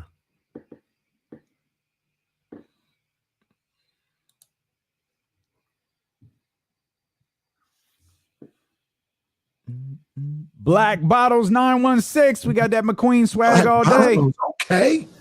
Okay. I see you. We over here with the gold, though. We over here with that gold. Hey, we over here with that. Oh, wait, we got a black ball. Where is it? We got that rose. Hey, Come on, man. We're going any way you want to go. Any way you want to go. Want. We ain't even brought out the. I do love this white bottle though. This is my favorite. These are my babies. I like the rose joint. Yeah, the rose. That they got 2 rosés too. They got this one back here too. Yeah, that's the one I was talking. I like they got that. a couple rosés. That's pretty right there. But you know, we are 45 minutes early. So I mean, it ain't gonna be 5 o'clock, but it's gonna be 5 o'clock. Yeah. He used to crack me up when you do that. You know what I'm saying? You know what I'm saying? Bro, we were having. You know what I'm saying? You Dude, know. we had this conversation with our Be Heard young people yesterday about the fear that women have to have when they do anything. Like we were talking about certain things going on, and some of the young ladies were talking about being hit on. Mm-hmm. And I couldn't help but reference the Fresh Prince of Bel-Air and how you Fresh Prince of Bel-Air in 2021 would be the biggest creeper. Like the way that he approached, and we normalized it for so long, thinking these pickup lines are funny and all of that stuff. But, recognizing women are so uncomfortable with them because it's scary. Yeah. You know what I mean? And I couldn't help but think of Will Smith. You've been running through my mind all day. Come here, girl. And it's wow. It's some different. Aggressive things. Yeah. And we didn't even think about it, but I've seen it when rewatching the show, and just random girls. You say random girls walking by, and he say some aggressive stuff. I'm just I hate we're talking about something serious. Black Bottle. That's Ben. That's Ben. Ben, I didn't realize that was our guy Ben. The Black Bottles 916, man. What's good? Hey, man, come on, man. I just thought that was a great handle. I didn't realize that's got to be my guy Ben if he's making that trip to Elk Grove. Thanks, B. Hey, man, the door is always open. The gate will be open for you coming to EG. Absolutely. Call security. Let them know you're on your way.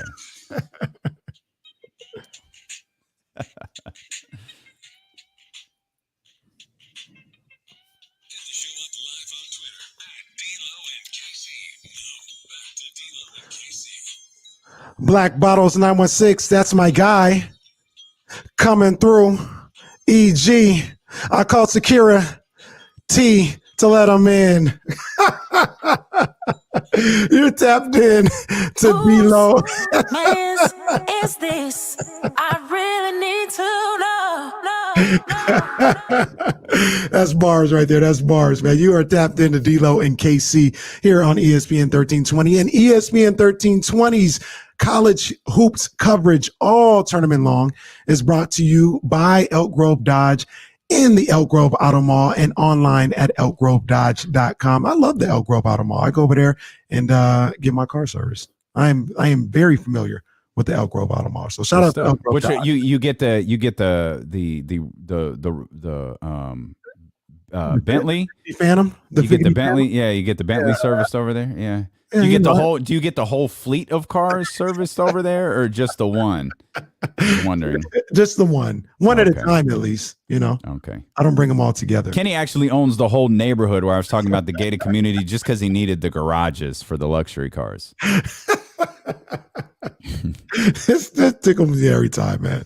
Tickles me every time. What would really tickle me and what would really make me laugh and have joy and be hell of a segue. Well, can we name the show What Would Tickle Me? I'm not sure if we've already decided on a show name, but What Would Tickle Me is pretty solid. Or Kenny loves to see kids cry. Oh, that's what it is. I'm not sure which one we want to go with. That's what they're both home runs. Yeah, they're both home runs. What really tickles me is kids crying. Okay. Wow. All right, I'll see you guys on Monday. Kenny's got about 25 more minutes. He's the captain now. I'll see everyone Monday. Have a great weekend. But what I really like is I like to see the Kings win basketball games. And I stated earlier, Damian, that for whatever reason, I have a vibe. I've got a feeling that the Kings are going to come out there and they're going to play a really good game tonight. Okay. They're going to play a good enough game to be there to close it out. Maybe it sounds like I'm backpedaling because I said earlier they were going to win, and maybe I am backpedaling. But I think they're going to play good enough to be there in the closing minutes with an opportunity to win tonight. I do. Okay. I'm with it. Do you want to talk to Big Al, or do you just want to leave him on hold forever? I got you, baby. It's the last hour. I got you. Let me help you out here. It's crazy around 3 o'clock. It's all right. Big Al. Yeah. I always want to talk to you, Big Al. Go home, man. I'll pick the last hour for you. What do you want to talk about? Do you want to talk about this fourth-round game between Roberts and Ohio State? Oh, yes. Yes. I see, here's the thing. D-Lo and I are big Ohio State football. I didn't know if D-Lo was I am not an Ohio State basketball fan. Because even though they had great teams. Yeah, I didn't come there. I told you why. You know, I loved Ohio State football. My Uncle Bernie turned me onto it when I was a young man back in the 60s. Yes, the 60s. No, I was, and you know who I love. You know who I love, because he's the wizard. He's the greatest. So I always we know. Growing up when I grew up in Southern Cal, we watched on the mighty Channel 5, watched all the UCLA games. So I was happy to see them beat Michigan State, you know, even though they're not that good a team, right? But yeah, Ohio State, I'm telling you, they always seem to have, you know, pretty good teams, some really great teams. Jimmy Jackson team has had. I know your younger listeners don't know who he was. I'm sorry, isn't that King's legend, Jimmy Jackson? Yeah, Jimmy Jackson actually did have a good time as the King here. Jimmy Jackson. Yeah, no, because he's close to, I know he's at least a 2-time, maybe 3 All-American Coast Player of the Year. He was tremendous. But when they go into the tournament, it's like, they don't want to, they die like the dogs. It's embarrassing. But then I watched 5-7 minutes of it. I was out working today on the golf course by Keenan for a break, and that young kid, Little Guard, he is really fun to watch. He's good. Yeah. Well, you're gonna get a chance to see him play a little bit more after they're upset. So what's your feeling about this tournament here, man? You got a Final Four? How you feeling about the tournament? I wanted to ask you guys. We should have thrown some money in the thing or a lunch bet or something. We should have done a bracket. And, you know, I used to do it. I ran it for 5. I played in it for 10 years. I ran it for 5.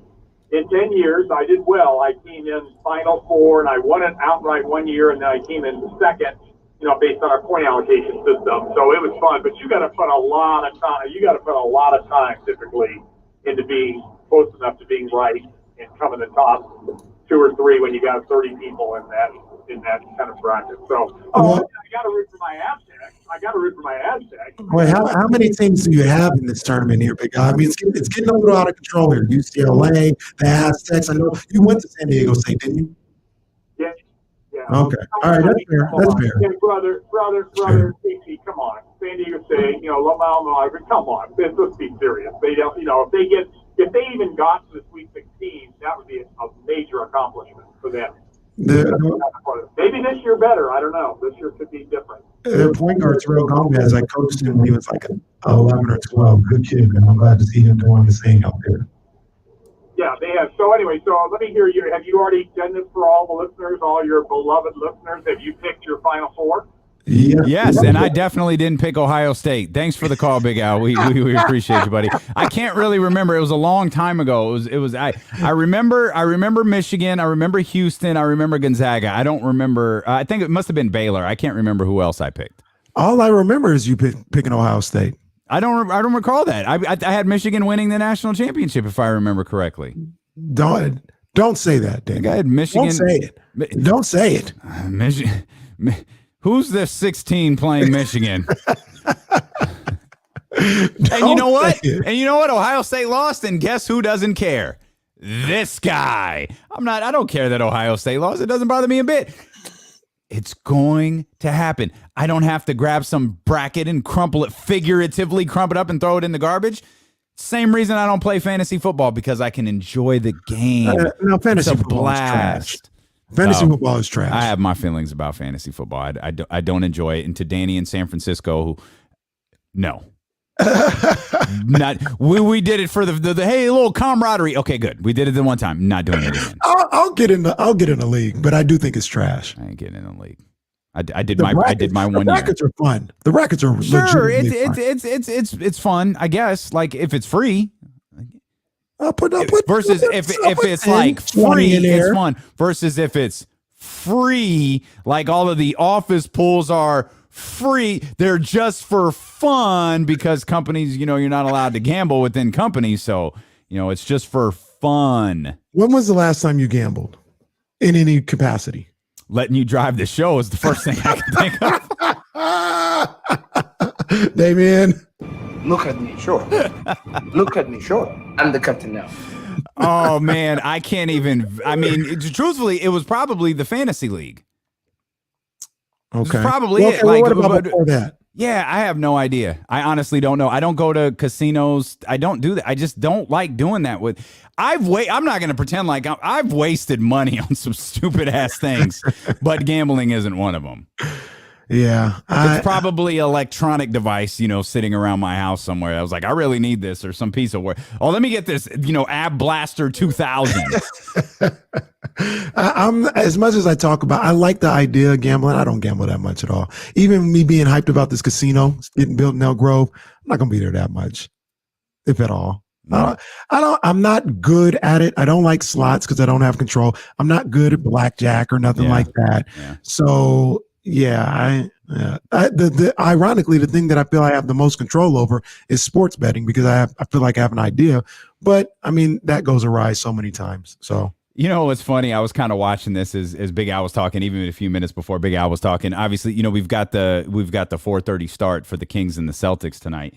Yeah. And Brad Stevens was given his media availability, and he was asked again, and apparently he gave us very much firmer answer than he did the first time. But he is not taking that Indiana job.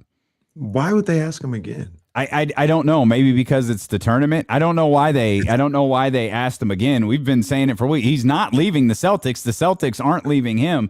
But apparently, according to a number of tweets from Mark Stein, Tim Bontemps, all of them, they're like he was far more emphatic today that he is not taking that Indiana job and he is not leaving the Boston Celtics. Nah, I think I joke about it. I have a good time with her, or whatever. But I think he's gonna be in Boston for a long time. Yeah, I think so too. Do you want to talk about this game tonight? You mentioned BetQL before the break. I pulled up BetQL. What struck out to what caught your eye here? The Celtics favored by 7.5 was the first thing that stuck out to me.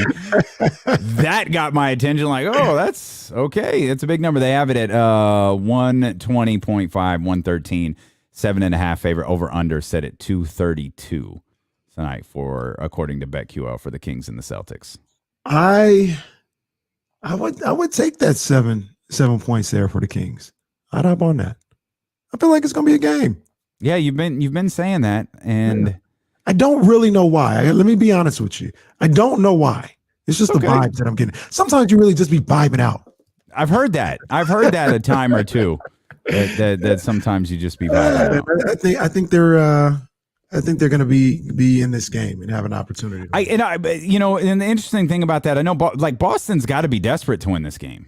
Yeah, I know this isn't a Philly, like this isn't a big Eastern Conference match. I know that, but they've got to look at this like we've got to get ourselves going here. We might not be making any changes coming up into the trade deadline. We've got a roster here that we've got to work with. The Celtics, you hear this a lot headed into the trade deadline, but the Celtics could be one of those teams where the roster is kind of looking around going, okay, what's going to happen over the course of the next week? And the trade deadline passes, just for argument's sake, nothing happens, and they start to play better. Yeah. We've seen teams who have been heavily rumored, to be involved in deals around the trade deadline, especially one like this fictitious Harrison Barnes deal that includes like 4 people. Yeah. You know what I mean? Yeah. And I know it's not Tatum and Brown and Kemba and guys like that, but it's guys that you need to contribute. Yeah. And you get that weight off your shoulders. And you play, and you could play a little bit looser. You could play a little bit different. I mean, it's one of the things. I mean, it's one of the. I feel bad for ball players in this situation. who are sitting around wondering, like, even to a certain extent, a guy like Corey Joseph was like, man, I'm playing 25, minutes. Corey Joseph is playing 20 plus minutes tonight. He's playing between 20 to 25 minutes tonight. He could be, dealing with, like, am I going to wind up on a team that needs me for like 8? Because my contract expiring. What am I doing next? Right. Yeah. So you're listening to D-Lo and KC on KIFM West Sacramento, KRXQ HD2 Sacramento, radio.com, sports station, and driven by Lasher's Elk Grove Dodge. I am Kenny Caraway with my main man, my partner, Damian Barling. You can catch us on YouTube if you want to be involved with the chat and watching us and things of that nature. Seeing Damian's very nice Jordan hoodie. I love that hoodie. I always love the Jordan hoodies he's come with. You can check that out on YouTube. Just put in ESPN 1320, or you can check us out on Twitch. Put in ESPN 1320. As we have a little shorter show today because NCAA tournament is going to take precedent, and we're going to have games on for you right after we're off here in about 11 minutes or so. But we're still talking about the Sacramento Kings, and we're still talking about their game tonight. And you mentioned team guys playing a little looser, when you get away from the trade deadline. Do you think one guy that I've seen that I don't think it's affected too much, and maybe it's because he's a veteran, he's been through this a number of different times, is Harrison Barnes himself? Sure. I feel like Harrison Barnes has gone about things business as usual, and that's one of the reasons why I expect him to play well tonight. He's not looking at this as no type of audition game. It's not awkward to him to play against Boston. He's going to come and do what he does. And I think he's going to have a big game tonight, and combine that with De'Aaron Fox. And I really liked what I saw from Tyrese Halliburton in the game against the Wizards. I think they're going to put up points tonight. I think they're going to score on a Celtics team that's struggling to stop people. Okay. So I don't want to be like the party pooper. No, okay, that's what you're going to be. That's cousin to no disrespect. It is close cousin too, very close relative.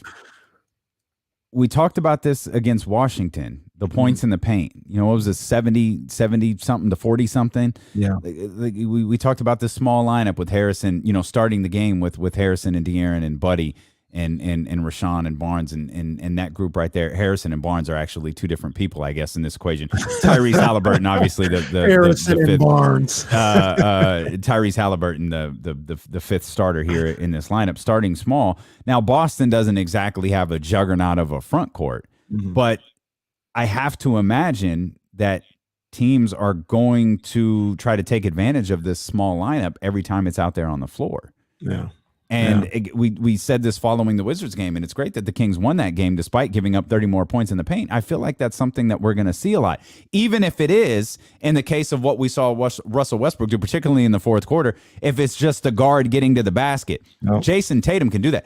Marcus Smart can get himself to the basket even if he catches the ball at the free throw line. There's going to be some difficulties with this starting lineup. And I it's something to keep an eye on tonight to start the game, and it's going to be something to watch tomorrow against Philadelphia. And I think, and I know this sounds crazy because we look at them like they're not very good. I think it's going to be something to really, really watch when they play Cleveland on Monday.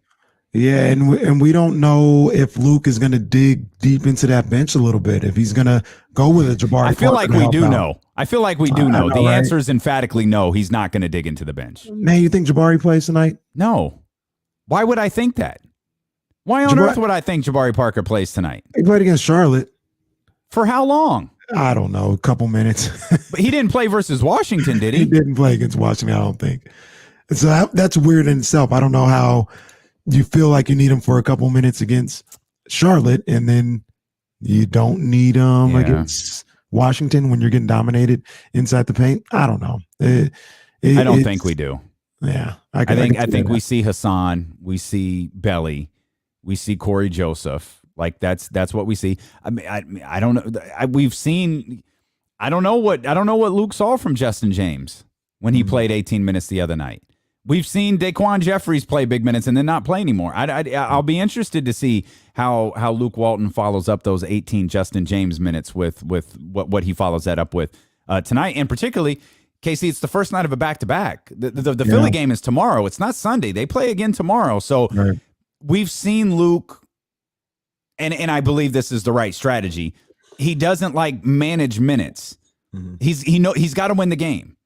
And he plays his guys that he believes is going to win them the game the first night, and then he'll kind of work with the flow on the second night rather than trying to, manage and lead into the second game and all of that stuff. So he'll throw it all out there. Caution to the wind tonight against Boston, but maybe you talked about Jabari Parker or Justin James or, maybe Daquan Jeffries. Maybe. Now you're talking crazy. Now I'm getting crazy. Now I'm getting crazy. That might be more of a tomorrow thing versus a tonight thing. Yeah, I could see that being the case if he gets to those guys at all. Here on D-Lo and KC, in situations like this, we do have a Celtics insider. Jesse, what do we have to expect? What do you have to look forward to with these Celtics here? Are they really struggling as bad as they actually seem? Yeah, no, they can't close in the fourth quarter. That's what it is. Their fourth quarter numbers are awful. It doesn't matter what they do in the first three. No. When it comes to the fourth, for some reason, they get into that. How do you say? Jesse, he asked about the Celtics, not the Kings. He asked you about the Celtics. You're basically you just described the Kings. You're basically saying the Kings and Celtics are a Spider-Man meme. Honestly, I watch the Kings all the time too now and all that. The Celtics, I guess, are an over 500 version of them. Wow. Okay. All right. I'm not taking shots, but honestly, they like the same problems they have, depth, all that. Like it's the same thing almost. Wow. What in your opinion, what puts Boston over 500? Is it literally Tatum and Brown because they have those two type of guys? Yeah, it's just they literally have a team too good to not be over 500, I guess. This is they're not. I don't think they're going to play 500 ball the rest of the season. I don't think so either. I think they're going to, I don't know if snap out of it is the right term, but I think they'll be, I don't know what that means. If they wind up being, 5, 6, 7 games above 500 or whatever as the season comes to a close, maybe 7 is a bit steep, maybe 5 games under 500. I don't know what that means for them though, because entering the season, the Celtics, we're not talking about the Celtics as, they need to be a playoff team. We're talking about the Celtics as, are they competing for the Eastern Conference? Yeah. And it felt like heading into the season, even with Kyrie and KD, I was confident in where they were going to be in the division. I'm not as confident anymore about, their place at the top of the division, especially now you've got, James Harden and the Avengers in Brooklyn.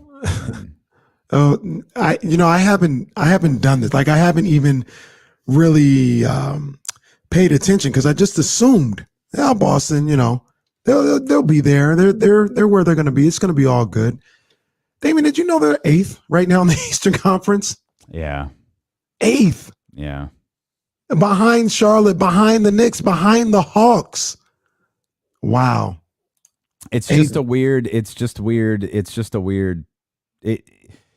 I think things will change after the trade deadline, but it's been weird with Marcus Smart being in and out of the lineup. You know what I mean? He was out of the lineup for I think it was 3 weeks, 4 weeks. Like he was out of the lineup for a while. Like he is, to me, one of your favorite terms to use is the straw that stirs the drink. Like that's Marcus Smart. No, as great as Tatum is, as great as Brown is, like Marcus Smart is, unless he's playing the Lakers, he's probably the smartest player on every court he steps on. Yeah. And he can anticipate things. He can see things. And I think he's having a difficulty getting into a groove. I think this whole team is having a difficulty getting into a groove, which I think is feeding into your feeling about tonight's game. And it's not like if I look at the Celtics, like right now, I'm not intimidated by the Celtics either. I just don't have an overt amount of confidence in the Sacramento Kings, especially you've got two teams who can't close in the fourth quarter. Somebody's got to win the damn game. I mean, if you got 12-13, with a fourth quarter total, somebody's got to win the game. Perhaps it's just who screws up the least. Yeah, that's what it sounds like. So it's going to be high scoring for 3 quarters and then a drought for 7 minutes in the fourth quarter for the two teams. Kind of like the Wizards game. Okay. Oh, well, hey, that's what happened. Gillette hit the under. Only person who took the under. Right. She hit it. Well, if you're going to BetQL, they're over under right now for Kings Celtics 232. They got the Celtics favored by 7 over the Sacramento Kings tonight. And if you go to BetQL and check out that Celtics Kings game and try to get more information on that, remember that today 64 college basketball teams woke up this morning dreaming of winning it all. BetQL has the data and the insight on how to bet on each of those 64 teams. So before you place another college basketball bet, you got to check BetQL out, man. You got to check them out. BetQL runs thousands of simulations and ranks them all on a scale of 1 to 5 stars. Those 5-star bets are the most profitable opportunities. So let BetQL help you cash in throughout the tournament. We started the day, like I said, with 64 teams. So for today only, it's a pretty good deal. Get 64% off with the promo code March64 at betql.com/March. That's 64% with the promo code March64 at betql.com/March. Ohio State going to bed with much different dreams tonight. Bad dreams. They're going to bed with a whole bunch of different dreams tonight. Okay, it's not my job. It's your job. You got to wrap us up. We got a hard out at 3:12, buddy. So this is the one that I thought about. How am I going to get up out of here? This is a good one. Matter of fact, Damian, here. Look at me, sure. Look at me, sure. Oh, I'm the captain. Okay. All right, we've got 30 seconds left, and he's turning this over to me. Appreciate it. If you missed any part of the show, twitch.tv/ESPN1320 or the ESPN 1320 YouTube channel. You could subscribe to the podcast on Apple, Spotify, Google Play, or wherever you get podcasts from. Some notes coming in here from James Ham. Tyrese Halliburton still on a minutes restriction. Nah. He played 32 in the last game, but they've got a back-to-back tonight. So I said maybe we won't have an eye on minutes tonight. Maybe Tyrese is the only one. We appreciate you so much for being with us. Make sure you stick around all weekend for NCAA tournament coverage, and we will see you Monday here at noon on Sacramento's #1 sports station, ESPN 1320. Go Kings. Appreciate it, man. I had to pass that woman. I had to pass that. I don't have the closeout just yet, man. It's okay. It's a lot. We got you. Yeah. Hey, yeah. Appreciate you, man. Appreciate you. I feel good. The one thing that bothered me the most was going out of breaks. I didn't do that very well. Mm-hmm. But and then a couple times you helped me out with remembering a couple reads. It's a lot. Yeah. Yeah. It's a lot to remember. There are certain things, if you want to have like a coaching session right here in front of everybody, you avoid like let's end it. Let's talk privately. We appreciate y'all hanging out, man. Thanks for enjoy your weekend, man. This week, like seriously, the stream is always a little bit lower on Fridays. Like we've noticed that since we started, but this week for the stream was huge. Like it was like there are certain like metrics. There are certain numbers that we use like for YouTube where it was like, oh, it was a good day on YouTube. Oh, it was a good day on Twitter. Oh, it was a good day on Twitch.